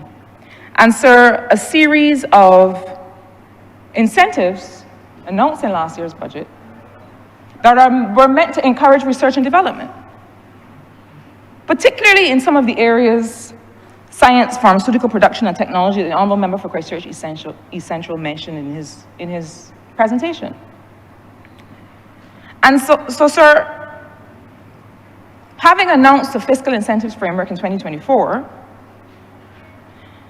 having reference to the range of existing funds under several ministries of government, and having regard as well to the question of whether the gaps that we are seeing tell of a problem with capital. So to put it simply, a company that is bringing foreign direct investment, that is coming to have substantive operations here, must surely be bringing capital. I would suggest that that is part of why we want to have them. We want to have their industry. We want to have, and one of the reasons that I tend to believe in open borders is that I very much believe in what we saw through the Welcome Stamp program and what we saw even through having Ross University established here, which is that when people come to Barbados with good ideas and with a certain approach to innovation, it rubs off. But there are only 270,000 of us. And so we want to have them bring that innovation here. But they have to be coming with capital. So if they're coming with capital, what is our capital here doing? And I ask that as a sincere question, because I think it is important to understand what triggers a disbursement under this fund. What triggers a disbursement? And what is the nature of the disbursement? Is the disbursement a loan? Is it a grant for a particular purpose? It is not clear, and I'm sure that I will be schooled or at least given some more information in the interventions that will follow.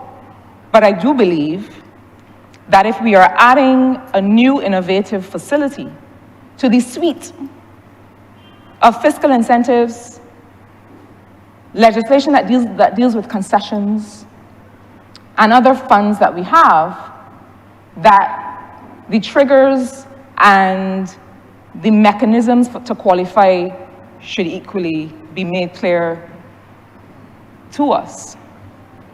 I think the legislation would even have benefited perhaps from including in one of these schedules an application form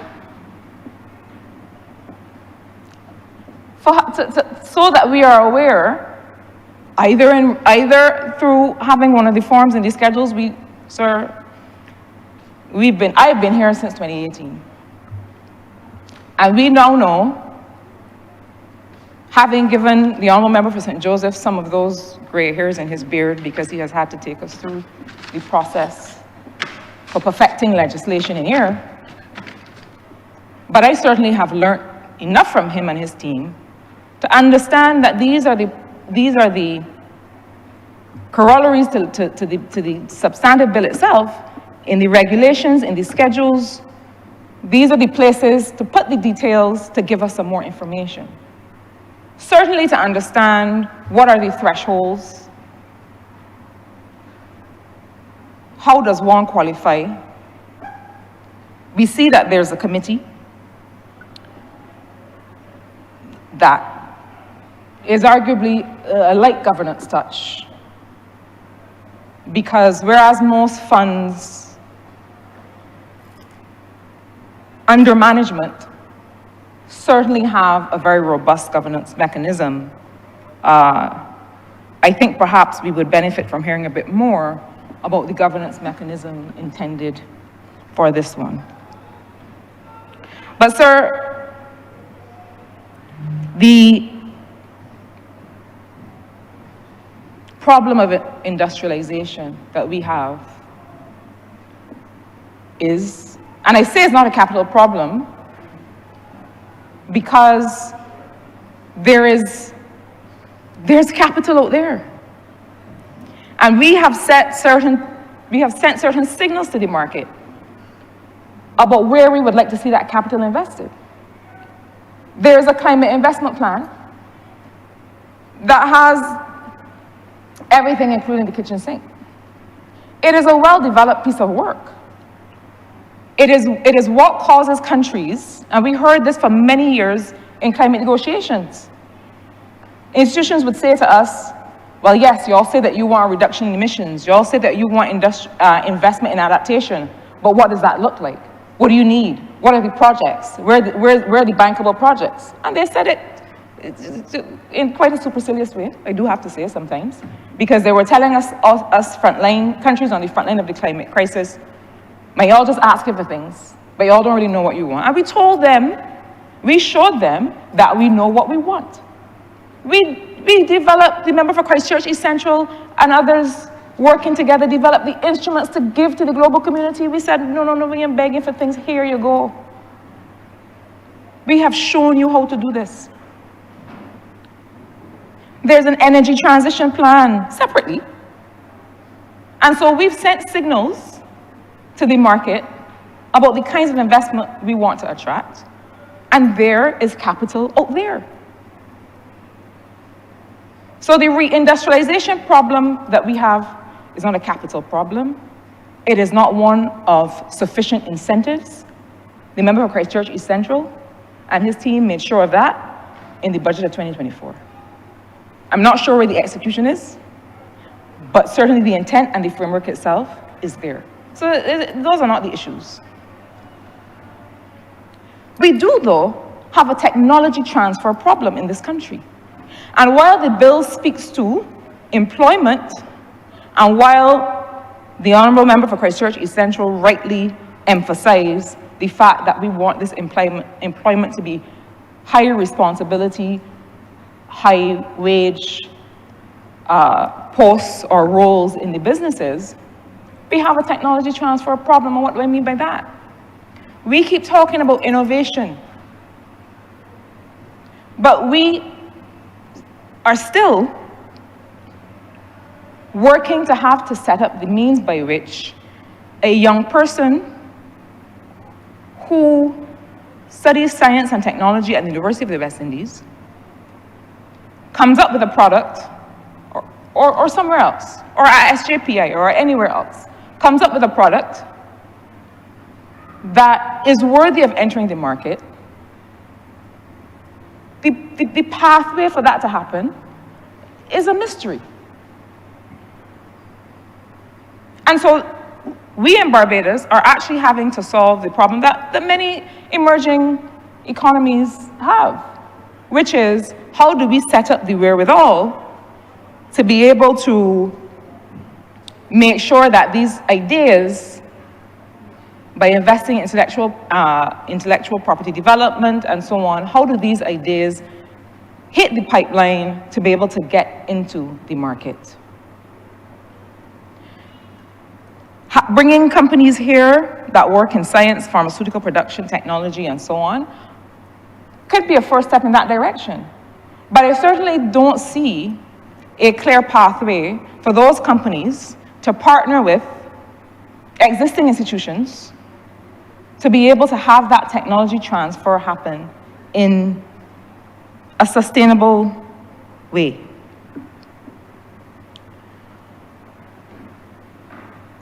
Sir, I think that sometimes we pay a little bit of lip service to this idea of innovation. And we think that it is simply a question of having an idea. I was pleased to see some months ago the Honourable Member for St. James North make reference to a focus on how we teach math and science, and a clear investment in changing that. Because I have seen scenarios, countries, where there is a technology park, where there is a technology industry of companies that come in, and in a parallel way, there is an under-adaptation of science and technology by the indigenous population. I have seen it in several jurisdictions. And so then what you have is a thriving, innovative sector fueled by external companies, a wall, and then a country that continues to struggle with its own technology transfer and innovation.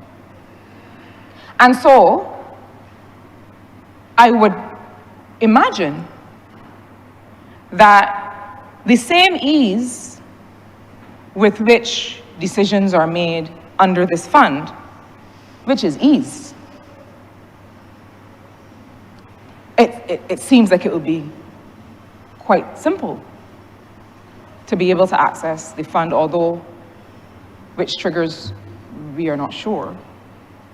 But I would imagine that we intend that with the same ease with which companies can access this fund, that we intend to improve the ease with which our young people or others who are working to have their ideas brought to market as young innovators also access support. Sir, as I close, I want to put my remarks in context.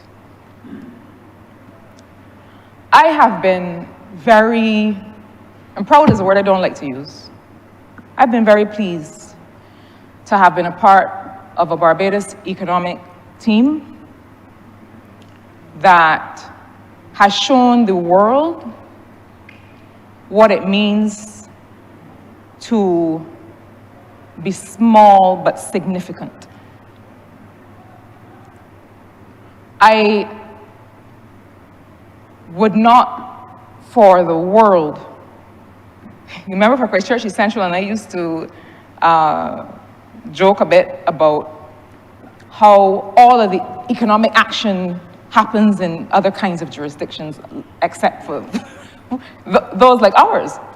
I mean, when the IMF changed, brought a new, I forget the designation, team leader, or I believe he was from Argentina. I'm not sure if he's still there. Yes, the mission chief from Argentina. And the evening that we met, learning that he was from Argentina, we were a bit jealous. Because we were saying, there's so much action. Argentina's economy has gone through so many things. And being an economist in that environment, oh, the things you must learn.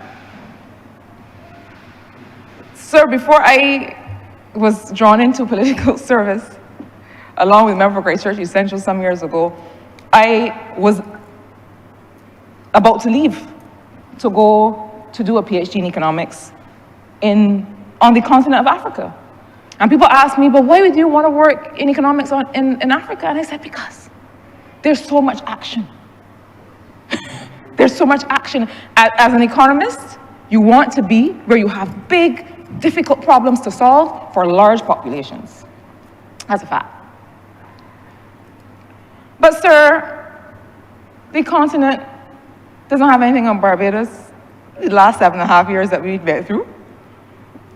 Argentina doesn't have anything on Barbados. The difference is we have had very clear, generally solid economic governance. And so we haven't had the peaks and troughs. But what we've had is a team that since 2018 put all of our best brain cells forward with our external partners and came up with some truly innovative things. And, you know, that experience I would not trade for anything. The member for Christ Church East Central and those of us who worked on these instruments can go anywhere in any crisis and say, I can help you. I guarantee it. And so my questions on this legislation are simply to ensure that we continue on that trajectory, that we keep intact, that we protect that record, and that we are able to structure this very important fund with the same rigor and attention to detail that we have the others. And with those words, sir, I'm obliged. Honourable Member for Christ Church West. Thank you very much, Mr. Speaker. Let me first start in a similar vein that the member for St. Michael's South Central started, in support of this matter. And I want to fully lend my support to this bill that is before the House today. I think it is an innovative piece of legislation to give opportunities to other companies other than ones here in this country. And let me first start by saying that the Honourable Member for Jamaica South Central went through a series of funds that mainly relate to local companies, predominantly for local companies. This legislation gives an opportunity also for foreign companies rather than just local companies. And I think it's important to understand that companies, even although they may be successful, can still benefit from another or increased injection of capital. This is why development banks and merchant banks exist, to be able to give additional capital to sometimes very often successful companies. You know, Mr. Speaker, the Honourable Member asked the question why it's important for a company who already has capital to want more. But it made me reflect on something that the now President of Barbados once told me. And he looked at me and he said, you know, and he said this as he took off his glasses, he said, you know, I can see without wearing glasses. I can see without wearing glasses. But when I wear glasses, I see even better.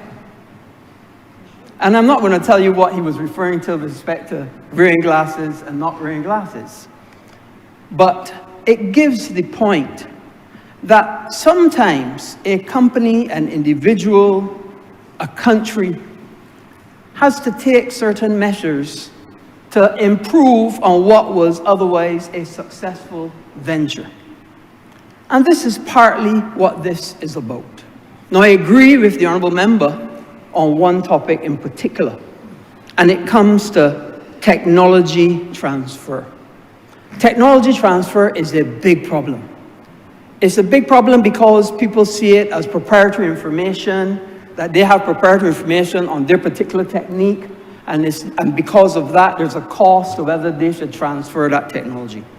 But I think that as a corollary to this legislation, it should be a requirement that any new technologies, any new research and development that is coming, that we're assisting as a country to bring, should have an element of technology transfer.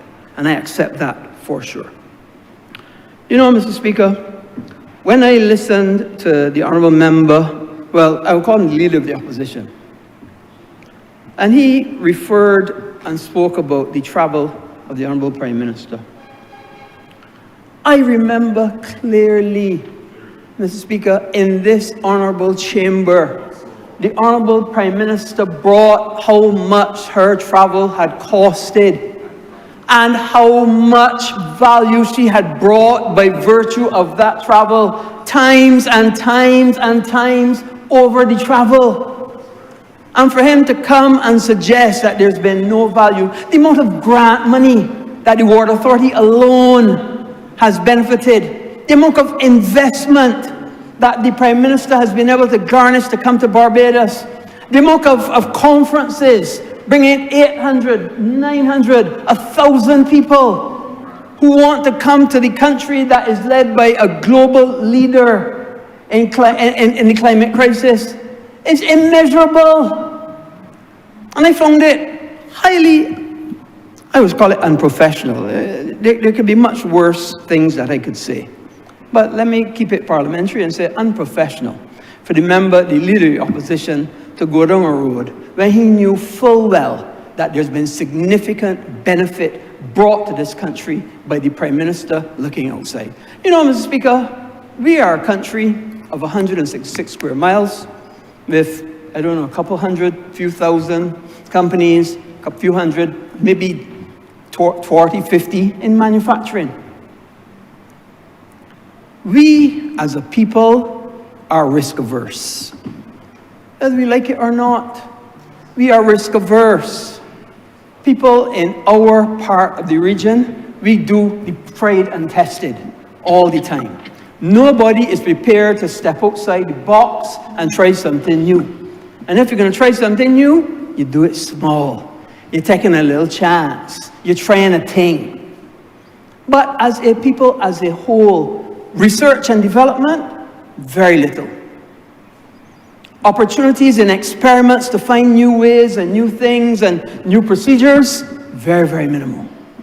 So what we have to do in order to enhance and develop our country is to bring expertise from outside. And this gives an opportunity to attract new investment. This gives an opportunity to attract new people. This gives an opportunity for people outside of Barbados to say, hey, this is an opportunity for me to come and do research here. And you know, Mr. Speaker, just a few days ago, I met with a company who's prepared to come to Barbados to not only do research and development, but to bring their company here that, you know what, makes intravenous bag fluids. That's right. Millions and millions of intravenous bag fluids for export. To export intravenous fluids to the rest of the region. These are opportunities that we must hold on to. You know, Mr. Speaker, when I heard the Honourable Member, the Leader of the Opposition, speak about growth and how growth isn't trickling down and so on, but you know, at least we had growth. The Democratic Labour Party cannot school the Barbados Labour Party on growth ever, ever, ever. In their lost decade, they never even went past 1%, and they had inflation to help them. That's right. They had inflation to help them. So if you took out inflation, they had decline, not growth. This Barbados Labour Party, on the other hand, we have recorded 17 quarters of growth, and we will continue to record growth across this region. Because you know what? We go to work, and we work every day to bring growth to this country. You know, in the same way that that last 10 years was the lost decade, I would suggest that we are in 7.5 years of this decade of restoration. This is the decade of restoration. This is the decade to restore confidence in Barbados and in Barbadians. This is the decade to restore growth to this country. This is the decade to restore upgrade after upgrade after upgrade. This is a decade of restoration. This is the decade to restore, rebuild, and regenerate an economy that is perking, an economy that is abuzz, and we will continue to take this country forward because the Barbados Labour Party is working and working well. And let me say, Mr. Speaker, when Labour seeds, Bajans succeed. And we are seeing the success time after time after time. Success in tourism, success in construction, success in industry, success in education. You name the sector, agriculture, success, sports, success, empowerment of the people, success. Whichever it is, whichever ministry, success after success after success. Because when Labour leads, Bajans succeed. Mr. Speaker, just a few more points. I actually don't think that you have to speak long to make an impactful presentation. Now, I heard the Honourable Member speak about foreign labour coming to this country. And I sat back and aghast. Foreign labour coming to this country being a problem? But how could that be? First thing, Barbados is well known for Guyanese labour coming and working in construction. And if it wasn't for the last administration sending back thousands of them, they would still be here today helping us in construction. That's had a deleterious effect on the small shops, on the landlords, on the bus people, everybody across the country. That's number one problem. Now let's say, okay, he says extra-regional. Mr. Speaker, you could cast your mind back to 2008 when the Democratic Labour Party brought Filipino nurses to work in this country. Would them extra-regional though? And further, they went and changed the law to accommodate the registration of those nurses in 2008. Because at that time, there wasn't a law for registration of nurses that were foreign. And they changed the law. You can look it up on the Parliament website, 2008 registration of nurses, nursing rules. when they changed it, that the minister could change to whoever and wherever the institution was that the person was trained, which was different from what it was before the act that it repealed. So the Democratic Party cannot tell us anything about growth. They cannot tell us anything about foreign labor. They cannot tell us anything about how to run a country effectively and efficiently, because this Barbados Labour Party has shown it, has proven it, has brought the percentage growth of GDP to less than 100% for the first time in a long, long time. This is the decade of restoration, and the Barbados Labour Party is leading from the front. I'm obliged. Honourable Mr. Michael South. Thank you very much, Mr. Speaker. I really do not intend to be long myself, but I felt it necessary to share a few thoughts, only because as we've endured the contribution from the opposition leader, it is clear to me that the honourable member, insists on taking this country down a very dangerous path. And I say so, Mr. Speaker, not very lightly. There are many who believe that people who speak for very long times and use glorious words, sir, are somehow exercising leadership. The honourable member has a tendency to quote Shakespeare, sir, Cicero, Homer, all kinds of people. Shakespeare reminds us, sir, today he reminded us of Hamlet and something wrong in Denmark, trying to cast aspersions on the government as always. But in that very Hamlet, sir, there was a character called Polonius. And I'm speaking through you, hopefully, to the opposition leader, wherever he is, because he likes to talk Shakespeare, so perhaps he will follow me. There is a character called Polonius, sir, who speaks in very long speeches, full of verbosity. He goes on and he goes on.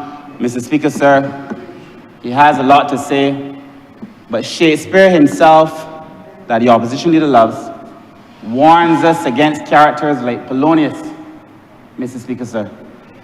In fact, he makes it clear, sir, the irony is that it is Polonius to whom the line, "to thine own self be true," emanates.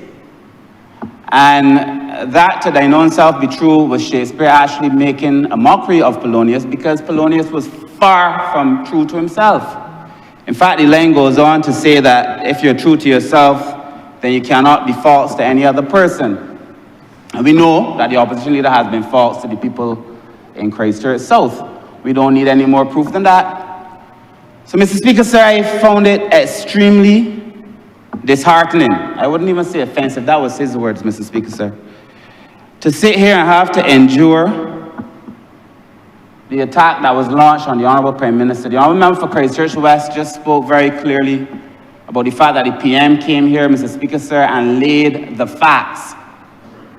Laid the facts. Dollar, every cent, what it cost, what it got Barbados, Mr. Speaker, sir. And we saw when the attack was then turned, because that's all this was, you know. The opposition leader said he's going to maltreat us.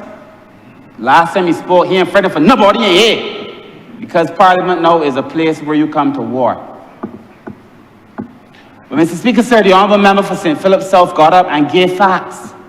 Again, try to explain what GDP is and how it works. But the opposition leader is immune to facts and impervious to reason. And there is nothing that is said that can change the opinion that he takes, sir, the Honourable Member, regardless of the facts, Mr. Speaker, sir. But the attack that was launched on the Prime Minister, I found especially repugnant and despicable, Mr. Speaker, sir. And to say that he doesn't mean to cast aspersions or he's not don't take it personally, don't mean it personally. But you can't say such things and then excuse yourself by saying don't take it personal. You're not meaning the personal offense. No offense was meant, Mr. Speaker, sir. The leader of the opposition said that the PM at the government purse goes on personal business, Mr. Speaker, sir. And that in itself is so offensive and salacious, Mr. Speaker, sir.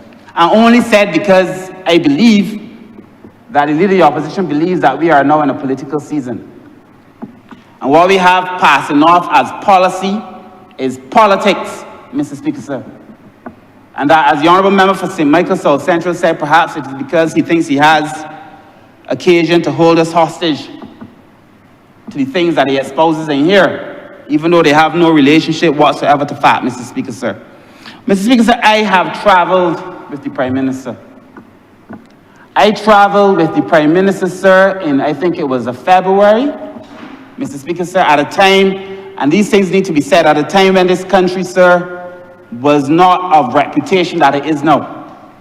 When we came to office, Mr. Speaker, sir, people were not taking Barbadian dollars. They were joking in the market that even in Guyana, at the time when Guyana wasn't as wealthy as it is now, even Guyana was refusing Barbadian dollars, Mr. Speaker, sir. But I traveled with the Prime Minister, sir. It was freezing. And we walked, sir. We were in Canada, Mr. Speaker, sir, going from bank to bank. I would never forget it, Mr. Speaker, sir. It is shameful behavior to have to endure it from the opposition leader, sir, because he knows it is untrue.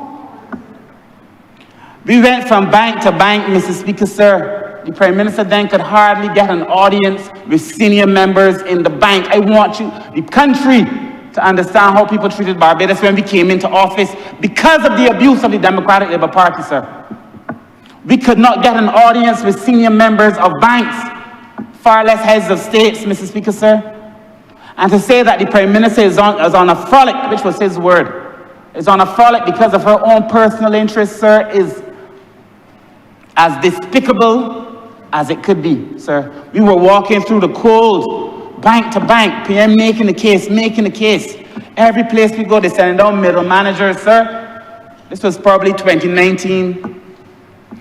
Nobody of a senior level in the banks who wanted to meet with us, Mr. Speaker. And I watched right next door, sitting next to the PM, as she fought and she fought. And if you travel with the Prime Minister, sir, any person, public servant or otherwise, sir, who travel with the Prime Minister would tell you there are no breaks. You hardly stop even to eat. Just working, Mr. Speaker, sir. I was there. I like to think, Mr. Speaker, sir, that I am hardworking, especially back in 2019. I thought that I had this idea that I work hard. I realized what working hard was. Never once pausing for this country, Mr. Speaker, sir. I know that the Honourable Prime Minister loved this country with all of her heart. The Honourable Leader of the Opposition went further.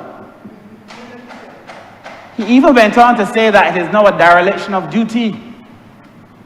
Her travels are a dereliction of duty to the country, Mr. Speaker, sir.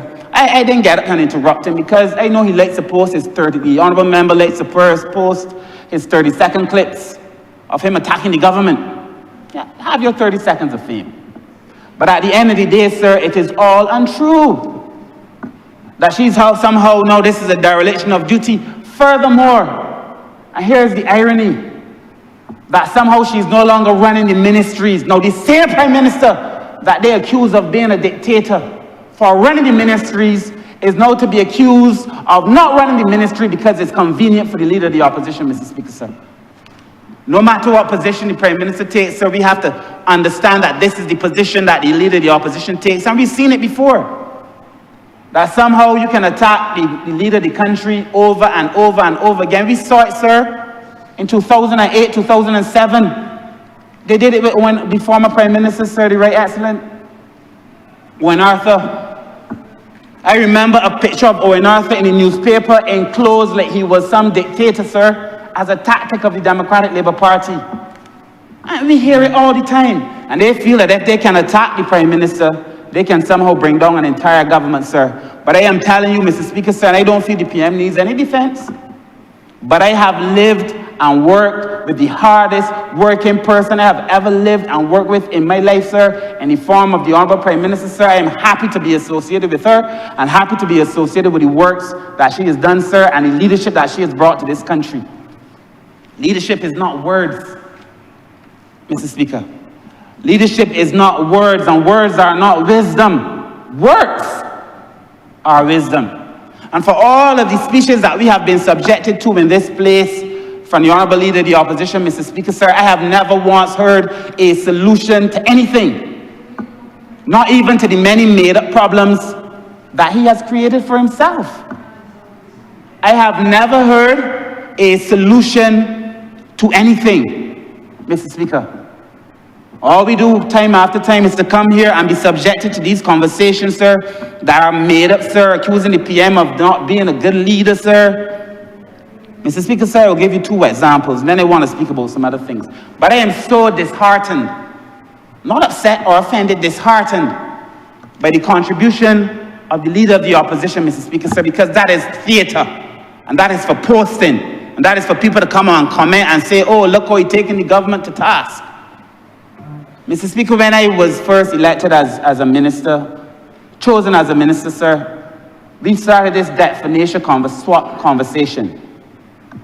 The debt financial swap, sir, and I'll be very brief on this, sir, the idea was that a country is in such a bad state that people will buy it, it will sell its debt for cheap. We had in opposition, sir, and the Leader of the Opposition was there, he signed the book. When we were in opposition, Mr. Speaker, sir, we all got together, sir, and we discussed the debt swap. It's in our manifesto. It's not new. We discussed it, sir. We agreed that given the state of the country, it probably would be a good thing to try to free up some local currency to invest into the environment, sir, through a debt swap. What we did not know, by the time we started the conversation for the debt swap, sir, that the economy under the leadership of the Prime Minister had performed so well, that the precepts, that the ideas around the insolvency almost of the country had been shattered. Our debt at the time was trading at par. Countries that were in that state, sir, were trading at 40 cents below the dollar, 35 cents. We were trading at par. And there were days, look it up, there were days when people were so confident in our leadership, Mr. Speaker, sir, the leadership of the Prime Minister, because this is what this is about. This whole thing, Mr. Speaker, sir, is to try to destroy the Prime Minister. Try to destroy the reputation, try to destroy her efforts, Mr. Speaker, sir. I know that this country is proud of the leader that we have. But there were days when our debt was trading above par. This is unheard of, Mr. Speaker, sir. Within a year of us coming to so that the debt financial swap that we had originally imagined, we couldn't do. Because the country was performing so well, sir. I was there in COVID. And I saw some brave, bold decisions being made, sir, that even myself, I started questioning these decisions. But it turned out to be the right thing. The Prime Minister often says that morals and values and principles only mean something when it becomes difficult to stand by them. And during COVID, sir, it was very difficult to stand by them, sir, but I watched what leadership is, Mr. Speaker, sir. And I would be hard-pressed to sit here and to allow the Leader of the Opposition to taint the reputation of the leadership of this country, sir, for short-term progress. Because when you do that, sir, you expose the whole country for a lot longer than you imagine. For self-preservation, the Leader of the Opposition. For self-interest, the Leader of the Opposition, sir. I am disheartened by the comments, Mr. Speaker, sir. And I believe, sir, that the Leader of the Opposition, well, I hope that the Leader of the Opposition can do better. We explain through the form of the Honourable Member for St. Philip South how GDP works. And every time we got to explain it for every single produce. And so this is what it is, it's theatre. Tell me how it is on watermelons. Will you just understand how it works? Tell me how it is on this. Tell me. Sir, for those who are listening, that is performance. It is not progress. It is just performance. It is theatre, it's cheap tricks.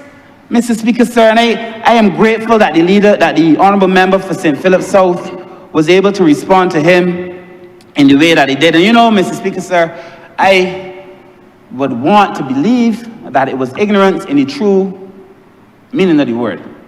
That perhaps in the true dictionary sense of ignorance, that the Leader of the Opposition did not know any better.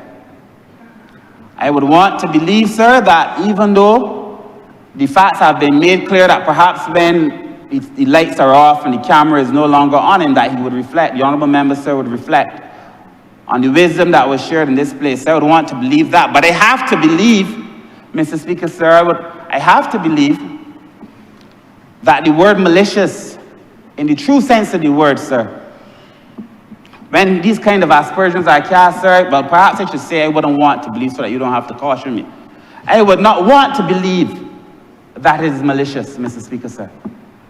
Because we know, Mr. Speaker, sir, I watched every member in here as they spoke, sir, get up and explain the reality of what is going on, sir, and it makes absolutely no difference, just criticism without solutions.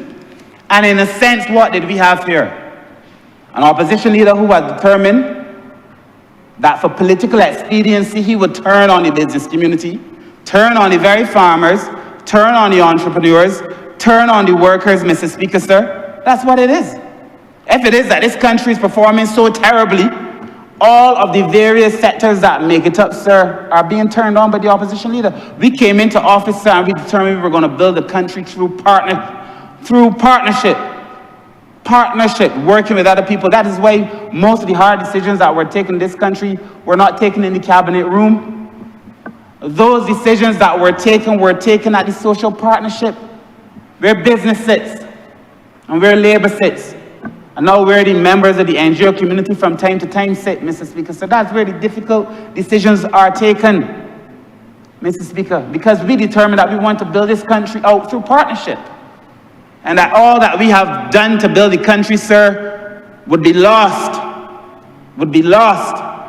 in a few years, few months, few weeks under the leadership, if you can call it that, sir, of the honourable member who represents, or should represent, Christchurch South, Mr. Speaker, sir. And this is all that we are having, a range of politics, Mr. Speaker, sir. We cannot grow this economy by attacking people.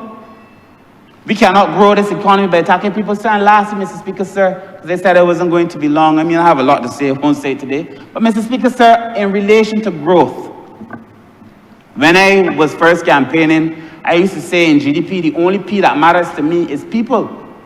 Don't tell me about GDP, I want to hear about people, Mr. Speaker, sir, but I live in the real world. And we know that countries have to be able to grow. We know that you have to be able to commit yourself, Mr. Speaker, sir, to having inclusive growth.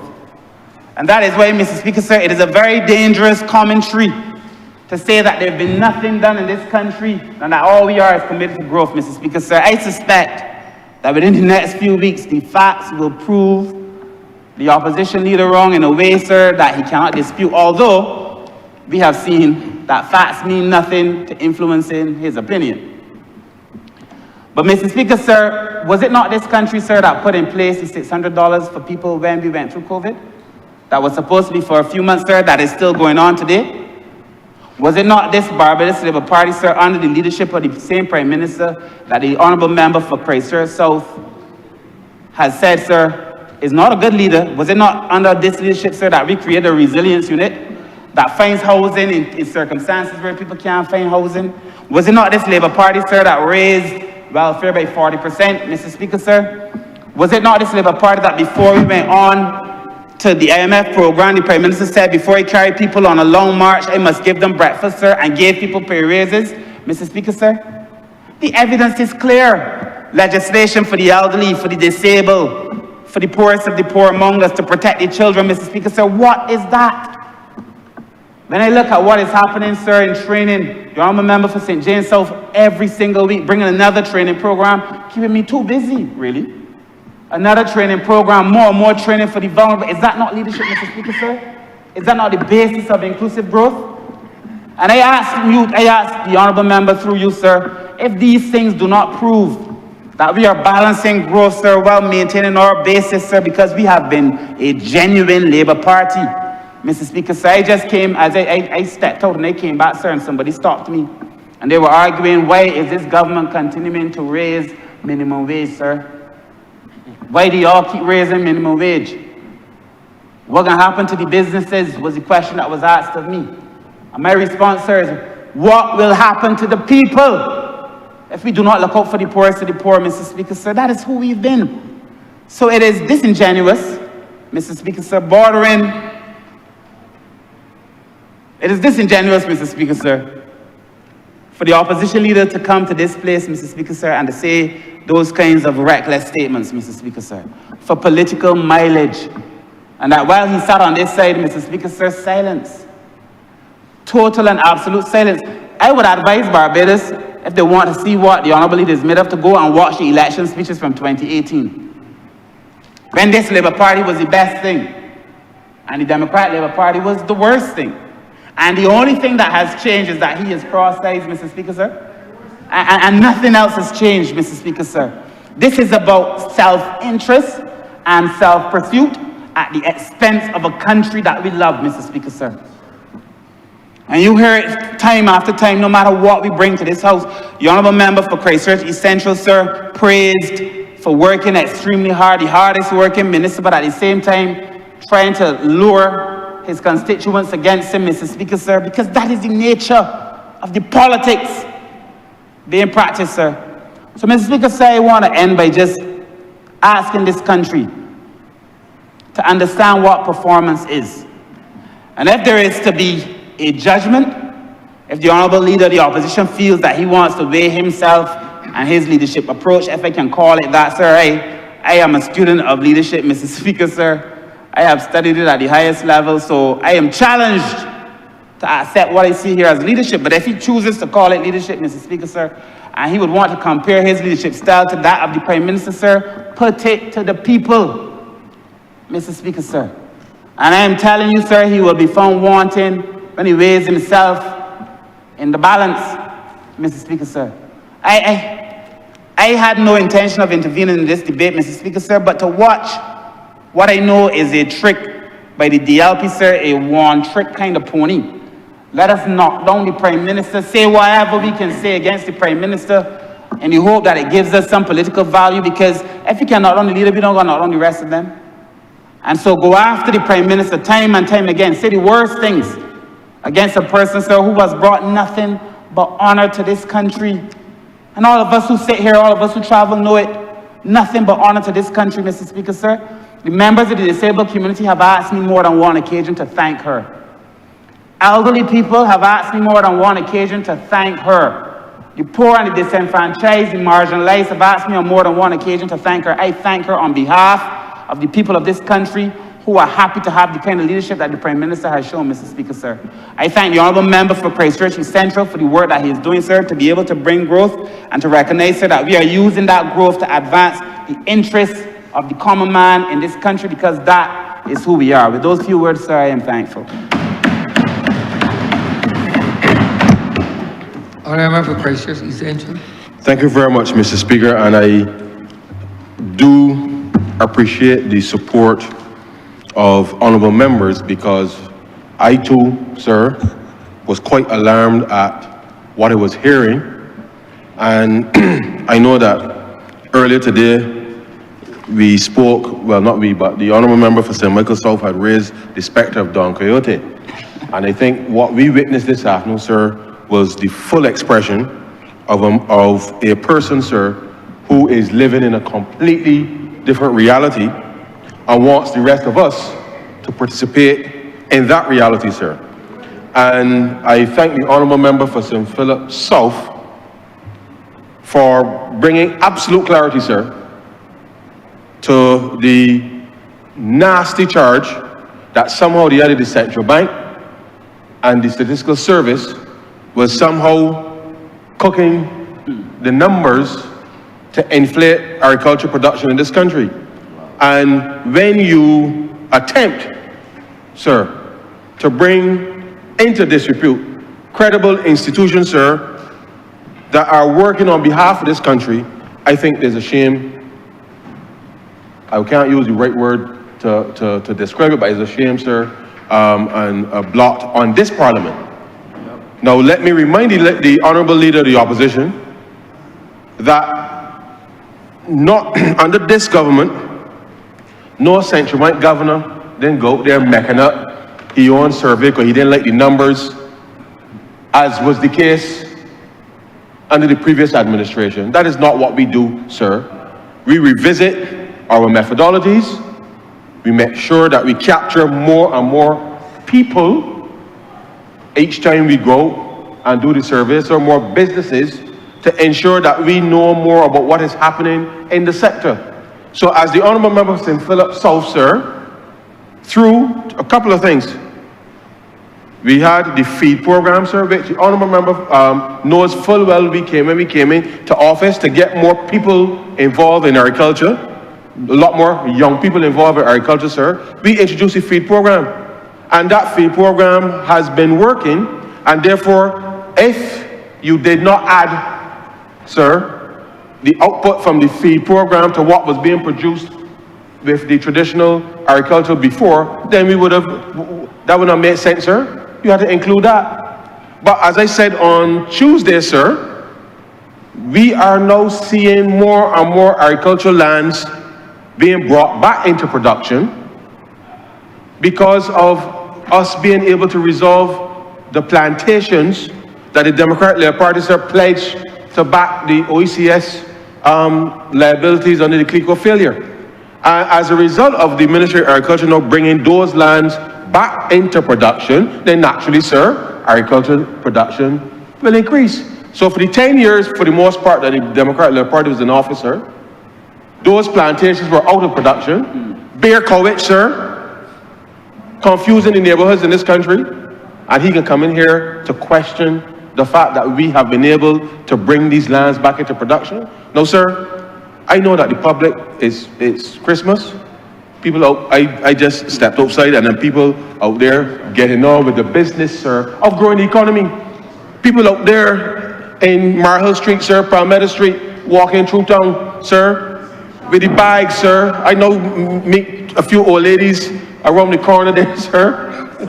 Bags full, trolleys full, sir. So when he wants to know where the growth is, let him go into town now, sir, and he will see the growth in this Barbados economy, sir. And we don't say that lightly. So when people start questioning minimum wage and what's happening to businesses, then, sir, if people have a little more money to spend, what do you think they're going to do with it, sir? Spend it. They're going to spend it. And any business who does not understand that you have to be able to put a little trala, sir, in people's pockets, especially when you've had a decade, sir, and I make this point again.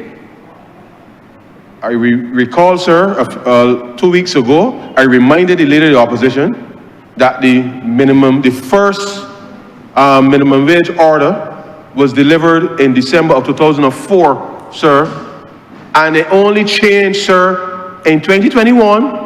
So under the Democratic Labour Party, all of those people were on $6.25, sir, when every year they were coming to this place, increasing taxes, consolidated fund, all of these, not the consolidated, but the social responsibility levy and all of those things are pounding on people, increasing the VAT, everything on people, sir. And yet still, they're going to tell us, sir, that we don't look out for people. We, sir, have been able to deliver more wages for people, and yes, we would love it to be more, sir, but the international environment is such that prices, not because of anything the government has done, sir, but costs globally have gone up. But we have been able to respond as best we can in much the same way, sir, as we've been able to do with other issues. And the reality is, sir, that I am absolutely confident that yes, the people will like a few more dollars in the pocket. Yes, they would. And therefore, I see and witness that as I went out there just now to conduct some business, sir. And we will continue to make sure, sir, that we have more inclusion by being able to bring additional business. And with additional businesses in the ecosystem, existing businesses will benefit from that additional activity, sir. And therefore, it is important that we understand the genesis of this. I will just correct one thing. Just amend one thing that our member for St. Michael South just said. And that was related to the fact that 7.5 years ago, if you listen to the speeches of the Barbados Labour Party versus that of the Democratic Labour Party, two things have changed. Okay. Two things, not one, two. What you said, yes, he crossed the floor. But this Barbados Labour Party, we have delivered, sir, on those speeches that we gave to the people of this country. Such note that our record, it wasn't just speeches, it is record. So when the honourable member speaks of performance, we have delivered what we said that we will deliver. In spite of the challenges that we have faced, we have got on with the business of delivering for our people. And therefore, this bill is another tool which I believe, sir, we will be able to add alongside the other work that we are doing across the rest of the economy, so that Barbados' economy becomes much more resilient, much more inclusive, and therefore, sir, there's nothing that we have done in this Parliament in 7 years. Well, I've been in this job, sir, 7 years, 6 months, and 15 days. 15 days, sir, I've been in this job. And we have come to this place, sir, not willy-nilly, because we ain't got nothing to do on a Tuesday or Thursday, sir, but because everything that we have done here, sir, has had a significant impact to improve the lives of every single Bajan, sir, and we will continue to do that, whether it is this bill or any of the other pieces of legislation, sir, that we bring to this place, because the truth is, sir, there is no difference between what people might try to create this myth that there's a difference between the society and the economy, sir. Everything is linked.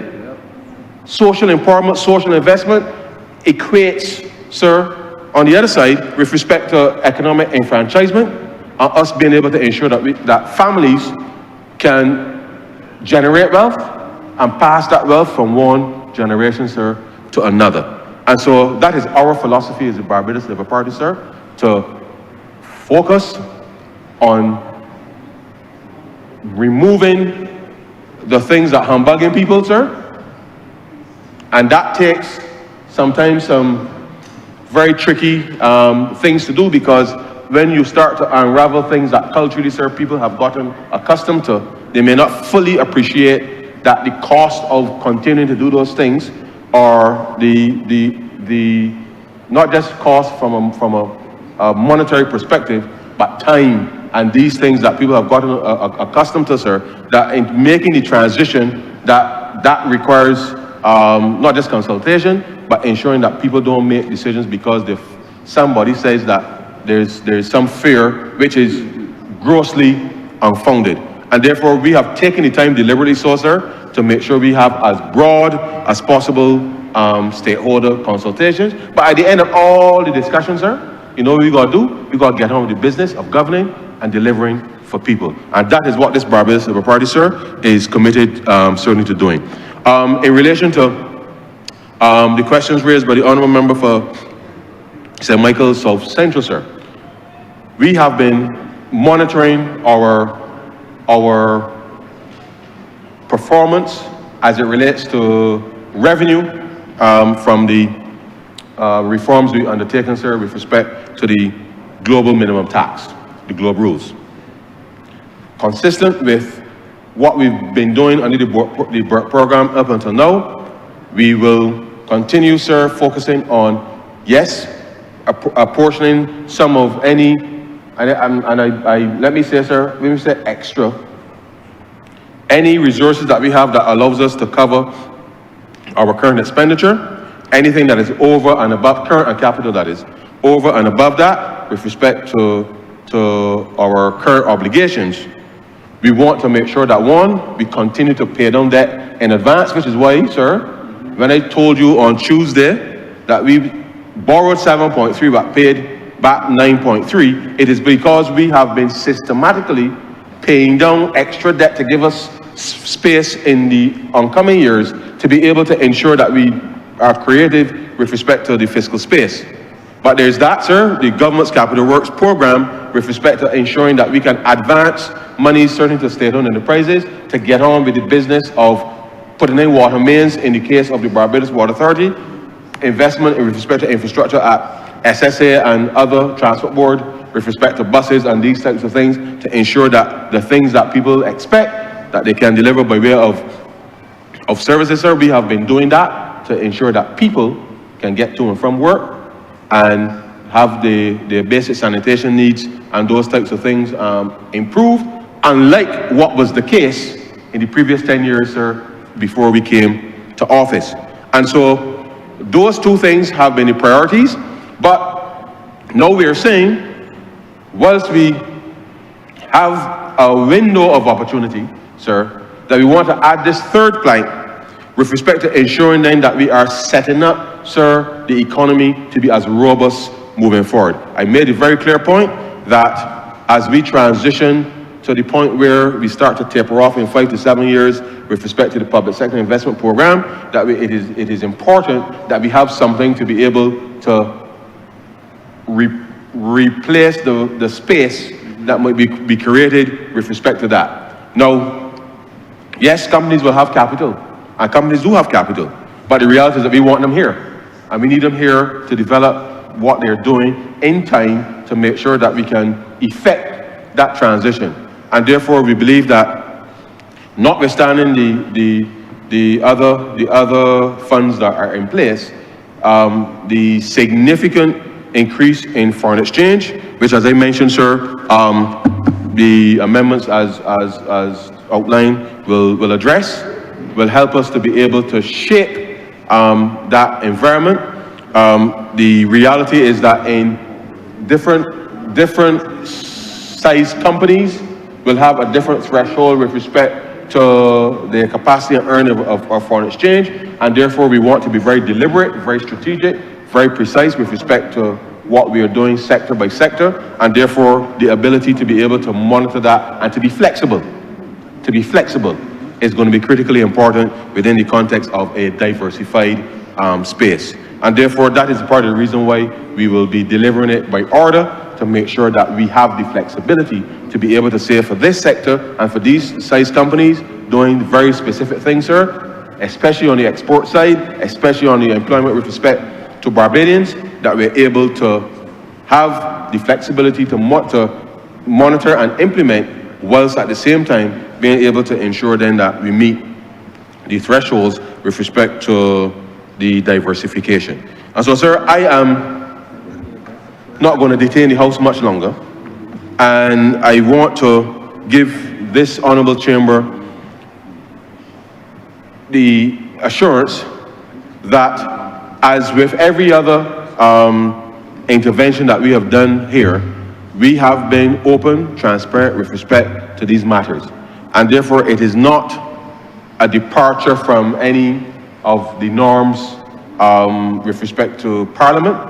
And at the end of all of this, I know that once the people of Barbados, in seeing and appreciating not just the work that we've done, but we continue to do, but I know that within the same way that 7.5 years ago, sir, there was great doubt about the government's ability. And I said, not we as the government, I'm talking about the country. 7.5 years ago, sir, there was great doubt as to whether or not we could pull ourselves back from where we were. That is not the case today.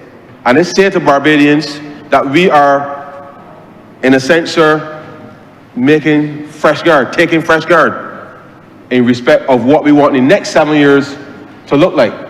And therefore, the confidence that you placed in us 7.5 years ago, when we came to you, we made a very credible case, sir, with respect to what we can deliver. We have delivered that. And I'm saying to Barbadians tonight, sir, that on this and the other work that we are continuing, you can rest assured that we will continue to deliver. I agree 100% with the Honourable Member for St. Michael South. I say categorically, sir, the Prime Minister, sir, has traveled the world. She has opened many doors that were not open or accessible, sir, to Barbados under the Democratic Labour Party administration, sir. People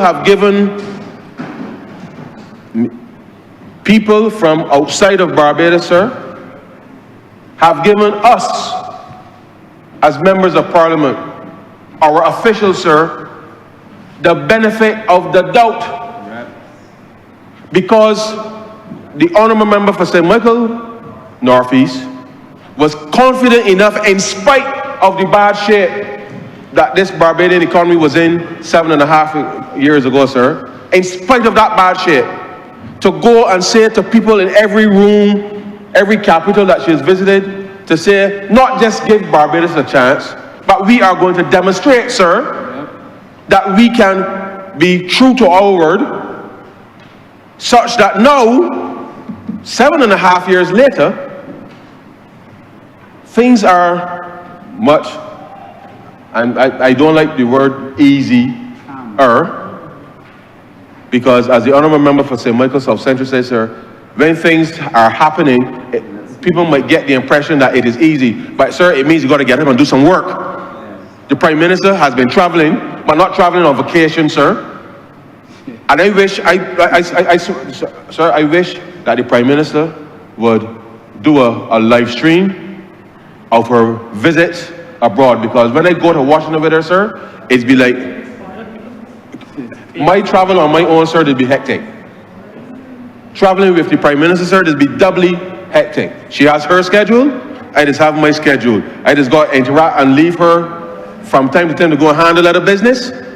But sir, I wish the Prime Minister would live stream so that Barbadians would understand that she's not out there so living a life of luxury, living in a hotel, relaxing, sir. The Prime Minister right now is in Abu Dhabi, working on behalf, sir, of the people of Barbados. And she has done so because we have, you see, unlike the previous administration, sir, probably more inward looking, we have from the very beginning said, in order for us to recover, sir, we need to build new partnerships. We opened an embassy in Panama, we opened an embassy in Guyana, we opened an embassy in Kenya, we opened an embassy in Abu Dhabi, sir, and we're supposed to have opened an embassy in India this year, but this fiscal year, that is in train, sir. And the reason for that, sir, as we are saying, and I mean 7.5 years ago, it was patently obvious. It should be clearer even today why that strategy, sir, is important. And therefore, you don't just, and vice versa, I should say, and vice versa, countries have chosen to open embassies in Barbados again, sir, because the Prime Minister has been able to demonstrate to the world that yes, Barbados may be small, but when Kofi Annan said that we punch above our weight, sir, people now are recognizing that Barbados is back. Now that is nothing, sir, to be boastful about, because we had to work hard to make sure that Barbados' good name was repaired. But in repairing the good name, sir, in repairing the good name of Barbados, it is now time, sir, to make sure that we step on the gas and accelerate, because we cannot take anything for granted, sir. We simply cannot. And in our efforts to diversify the economy, we have to be able to be creative in order to be able to help deliver better for the people of Barbados. And I know, sir, that once the foreign exchange is being earned, the jobs being created, the tax revenues coming in, sir, people can be quarreling about something else. And by that time, I know that the Leader of the Opposition, as he confessed today, sir, that he is on his way out, you would, because confession is really good for the soul. He tried to deflect on the Honourable Member for St. Thomas, but what he was really telegraphing, sir, was his own departure from this place.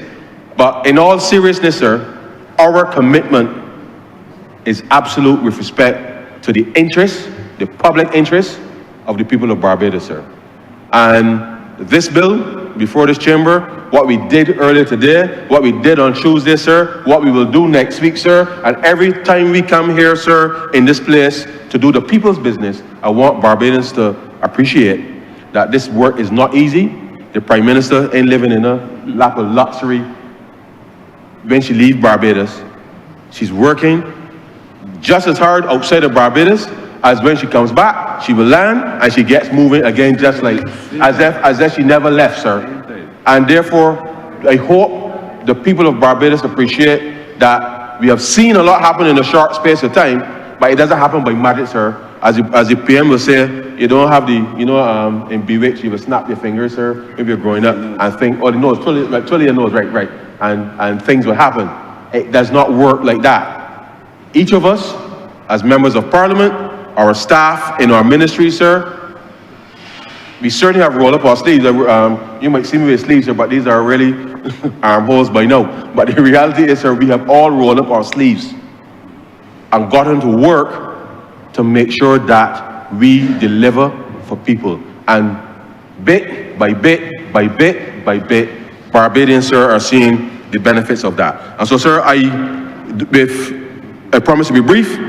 that is the extent of my submission to wrap up this debate. I want to thank honourable members for their contribution, and as this will be my last submission with respect to I won't be here on Tuesday, I want to wish members of the House, the staff of Parliament, people of Barbados, sir, warm and very happy and safe holiday season, and all the very best, sir, in the new year. And with those few words, sir, I beg to move that this bill be read a second time. The question is that this bill be read a second time. All those honourable members in favour, please say aye. Those against, please say no. Meeting, the ayes have it. Mr. Speaker, I beg to move that you do not leave the chair and the House resolve itself in committee for further consideration of this bill. The question is that the Speaker do not leave the chair and the House resolve itself into committee for further consideration of this bill. All those honourable members in favour, please say aye. Those against, please say no. Meeting, the ayes have it.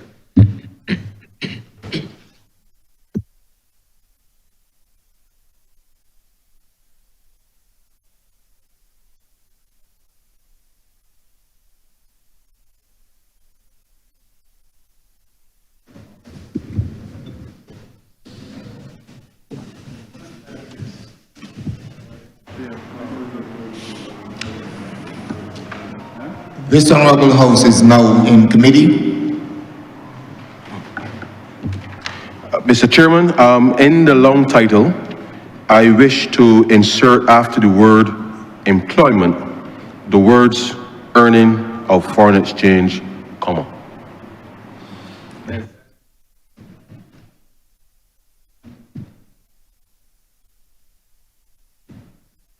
The question is that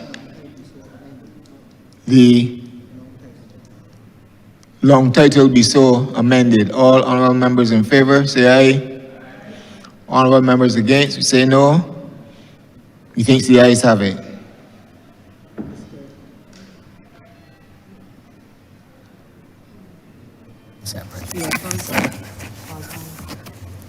Clause 1. Mr. Chairman, I beg to move that clause 1 stand part. The question is that clause 1 stand par. All honourable members in favour, say aye. Honourable members against, say no. Methinks the ayes have it. Chair, I beg to move that clause 2 stand part. The question is that clause 2 stand part. All honourable members in favour, say aye. Honourable members against, say no. Methinks the ayes have it. Chair, I beg to move that clause 3 stand part. The question is that clause 3 stand part. All honourable members in favour, say aye. Honourable members against, say no. Methinks the ayes have it.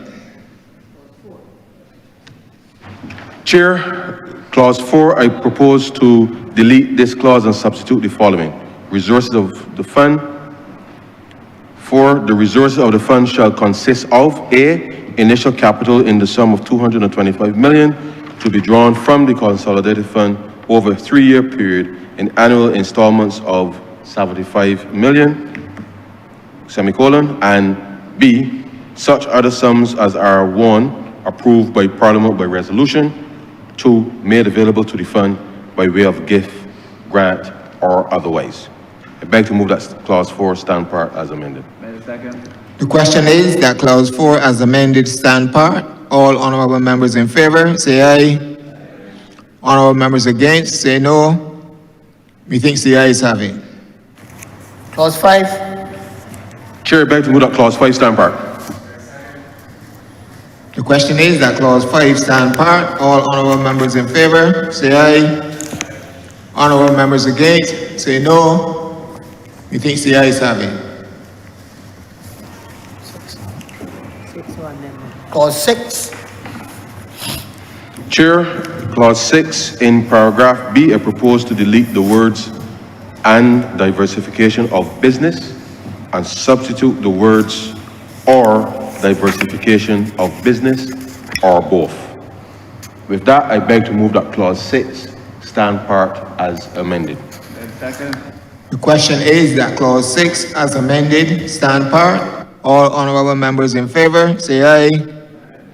Honorable members against, say no. Methinks the ayes have it. Clause 7. Clause 7, Mr. Chairman, in subsection 1, A, insert after paragraph A the following. B, earns or will earn foreign exchange in an amount that equals or exceeds or will equal or exceed such amount as the minister may prescribe by order, semicolon, and B, renumber the existing paragraphs B and C as paragraphs C and D. Clause 2, in subsection 2, in the last line, insert after the word have, the words or will have. And with that, those amendments, I beg to move that clause 7 stand part as amended. The question is that clause 7 stand part as amended. All honorable members in favor, say aye. Honorable members against, say no. Methinks the ayes have it. Clause 8.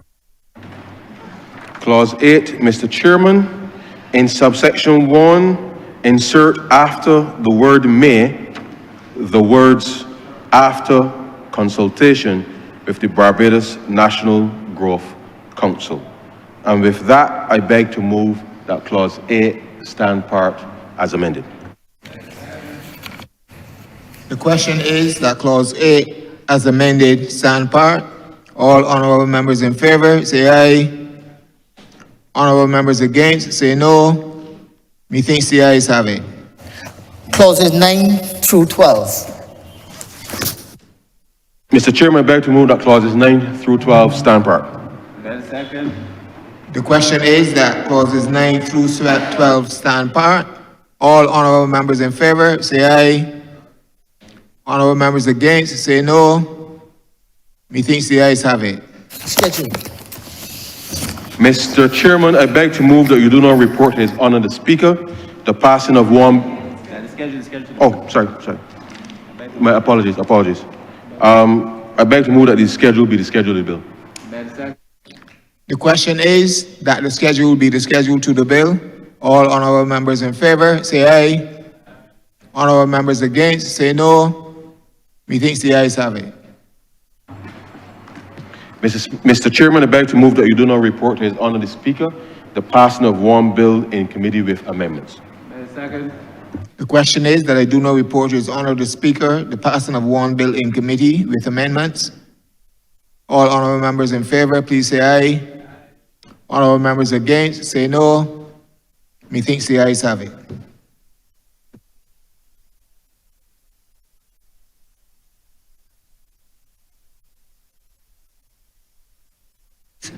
As reported in the passing of one bill in committee with amendments. All member for Christchurch East Central. Mr. Speaker, I beg to move that this bill be read a third time. The question is that this bill be read a third time. All those other members in favor, please say aye. Those against, please say no. We think the ayes have it.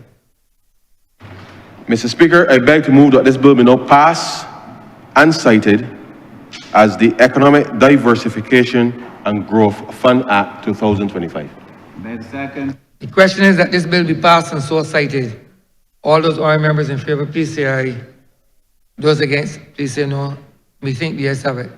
This bill is passed and so cited.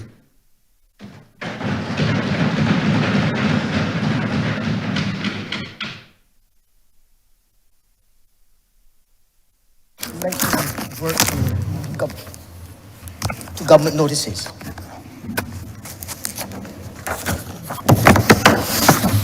Honourable Leader of Government Business. Thank you, Mr. Speaker. I beg to give notice of the Public Service Appointments Bill 2025. Revert, sir, to first readings of bills. Honourable Leader of Government Business. Mr. Speaker, I beg to move the first reading of the Public Service Appointments Bill 2025. The question is that the aforementioned bill be read the first time. All those other members in favor, please say aye. Aye. Those against, please say no. Me think the ayes have it.